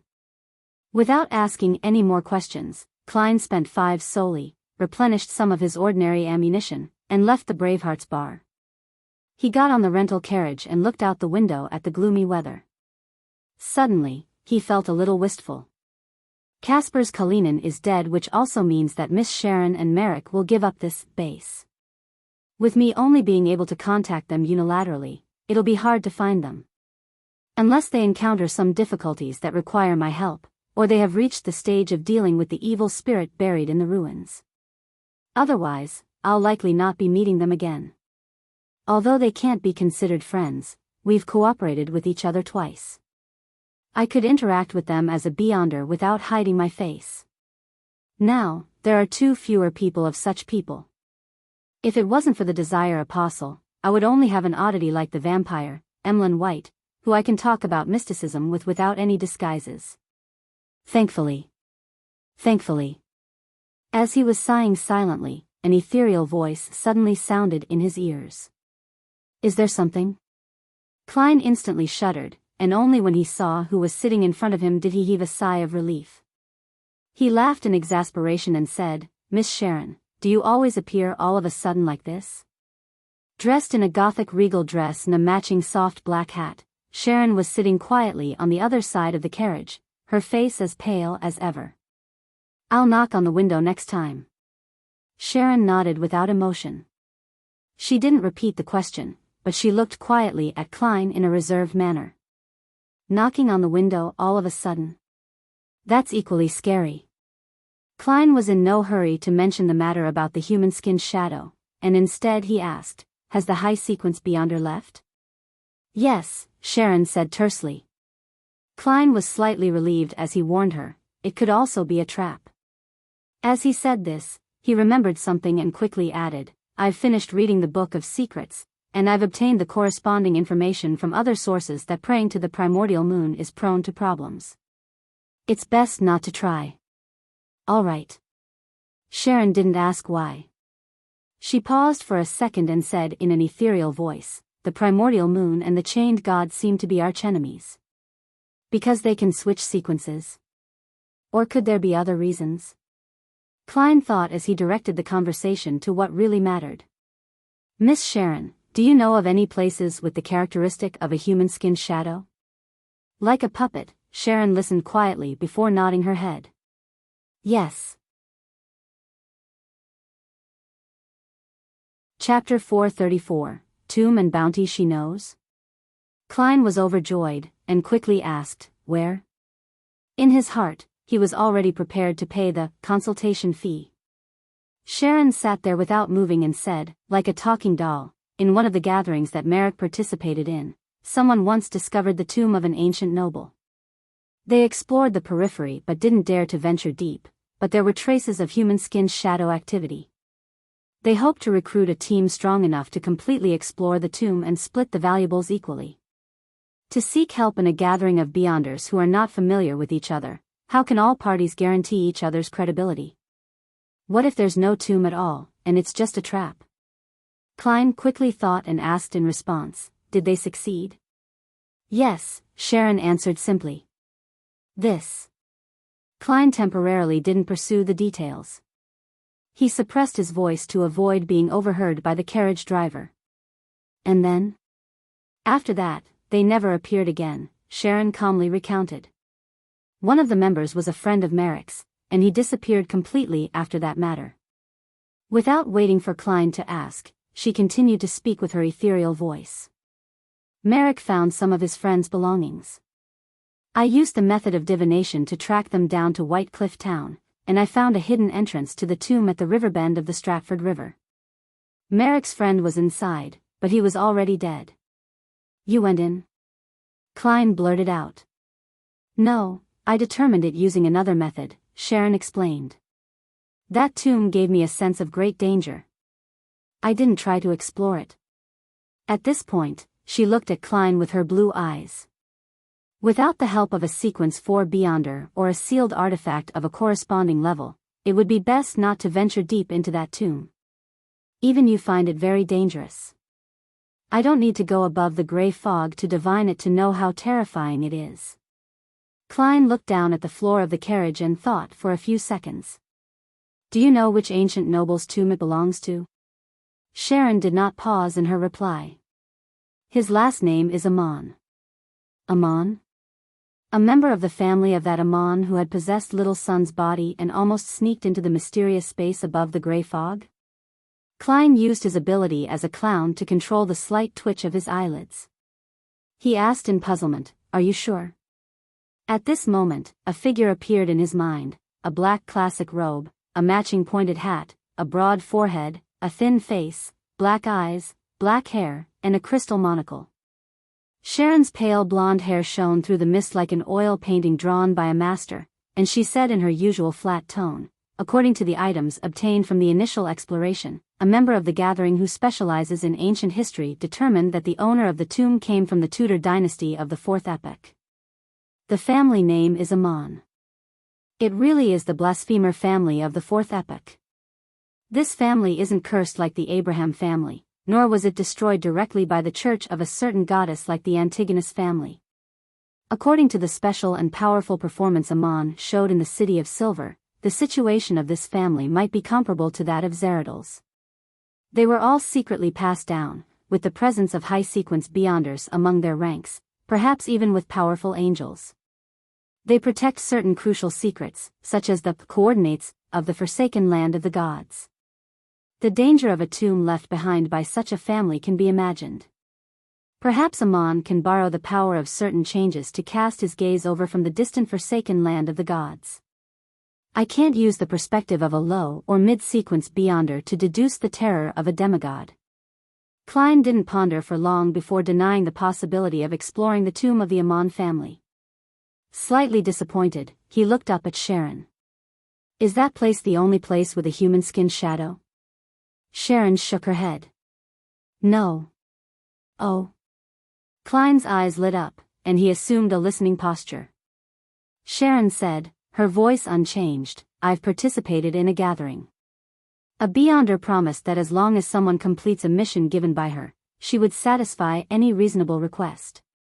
When it comes to ingredients, it is limited to those below that of high-sequence Beyonder ingredients. In other words, she can give any Beyonder ingredient below that of high-sequence Beyonders. The first thought that came to Klein's mind was, is she bragging? Even for the Church of the Evernight Goddess, only the Holy Cathedral, or in other words, the Cathedral of Serenity, would possess such a possibility. Many of these ingredients weren't commonly needed because they weren't needed at all. Upon hearing Klein's question, Sharon calmly replied, she's a high-sequence Beyonder. High-sequence Beyonder? No wonder. That would be on the level of the high-ranking members of the churches or secret organizations. Even if they don't belong to any party, they would still build up their own faction. However, the promise of any type of Beyonder ingredient below a high-sequence potion definitely can't be completely be met. Klein momentarily had such a thought. Sharon simply added, she said that certain ingredients would require a certain period of time. That's more like it. Klein asked with interest, what mission did she give? Sharon sat up straight and dignified. Investigate Hero Bandit Dark Emperor's true identity. Klein believed that if he had been drinking water at that moment, then he wouldn't have been able to control himself and that he would have sprayed it across from him. Who did I offend? Why am I the target of a high-sequence Beyonder? He first lamented in Chinese, then he quickly analyzed the possible parties. Members of the Twilight Hermit Order? Because the Hero Bandit Dark Emperor had killed the Desire Apostle, Beria? Members of the Aurora Order? They drew links to the Fool from the tarot cards I left during the Capim incident, and they decided to investigate the Hero Bandit Dark Emperor? Members of the Three Churches and MI9? Just to find out the truth about the Capim affair? Every one of them is possible, and none of them can be ruled out. Klein didn't show any abnormalities as he deliberated and asked, why is she investigating the true identity of the Hero Bandit Dark Emperor? No one knows, Sharon replied in the simplest of terms. Klein thought for 2 seconds and said after organizing his words, what kind of person is she? I want to know if I should take this mission. Sharon remained silent for 2 seconds, seemingly in recollection. Then she described, female, above 170 meters tall, very well proportioned, chestnut hair, was disguised, loves black leather boots, only occasionally attended the gatherings, and first appeared 2 months ago. Loves wearing black leather boots, female, high-sequence Beyonder. When these 3 keywords were put together, it immediately triggered a certain part of Klein's memories. Back when he went to the Royal Museum to steal the Dark Emperor card, he had met a mysterious high-sequence Beyonder in the reconstructed study of Emperor Roselle. She only revealed her feet in black leather boots, and when he borrowed the power of the gray fog to escape, he ended up running into the devil dog due to the side effects of the master key and had to shout for help.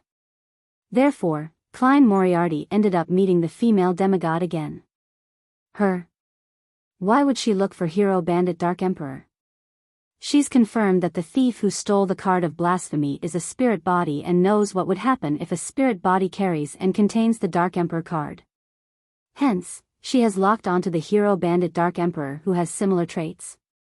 Klein quickly thought of a very convincing possibility. The only thing that confused him was how the other person knew that he had taken the Dark Emperor card and not any other cards, such as the Abyss card or the Sun card. Unless she was targeting the card of blasphemy, and she had investigated beforehand that it was the Dark Emperor card. Well, Miss Sharon said that she joined the gathering for the first time more than 2 months ago. This matches the timing of Roselle's exhibition. Later, she occasionally participated without leaving Backlund, or perhaps, she returned regularly to search for the enemy who had taken the Dark Emperor's card. Klein's thoughts blazed through his mind as he gave a faint smile. I'll keep an eye out for her. I hope there's something to be gained. She can forget about getting anything her entire life. he added inwardly without hesitation. Sharon nodded almost imperceptibly and said nothing more about the human-skinned shadow. Obviously, she only had 2 leads, but it was still better than the vampire Emlyn White and Eye of Wisdom Isengard Stanton's circle. Klein slowly exhaled, concealing his inward disappointment, and said with a respectful tone, "You and Merrick aren't troubled by the curse anymore, are you?" "There's only one scarlet lunar corona," Sharon answered calmly. The person who wore the scarlet lunar corona was immune to the full moon's effects, a dream item for mutants. That is to say, one will be fine, and one will be in the same situation as before. When affected by the full moon, Merrick will be driven to insanity, while Miss Sharon will lose her strength. It appears Merrick is the one using it. Klein thought as he changed topics. "Have you found a way to remove a rampager's mental corruption on the Beyonder characteristic left behind by Wraith Steve?" He casually asked this question without much hope. In his heart, he believed that there was a greater chance with the son. No. Sharon appeared like she was talking about someone else. "Perhaps I will sell you this method in the future and hope that you have saved up your gold pounds." Klein tersely acknowledged and was suddenly unsure of how to continue the conversation. He paused for a few seconds before asking, "Where is White Cliff Town?" "Backlund's suburbs, south of the bridge," Sharon answered succinctly. She looked into Klein's eyes again. "Nothing else?" "Nothing." Klein first shook his head, and then asked, "Can I tell others about the tomb?" "Sure." Sharon's figure rapidly faded before she disappeared from the carriage. Perhaps it was to conceal herself, as she never had the habit of using perfume, thus, leaving behind an empty environment once more. You're tuning in to the Biyao's Wuxia Chronicles YouTube channel. Don't forget to subscribe and join us on this journey to catch the most captivating stories.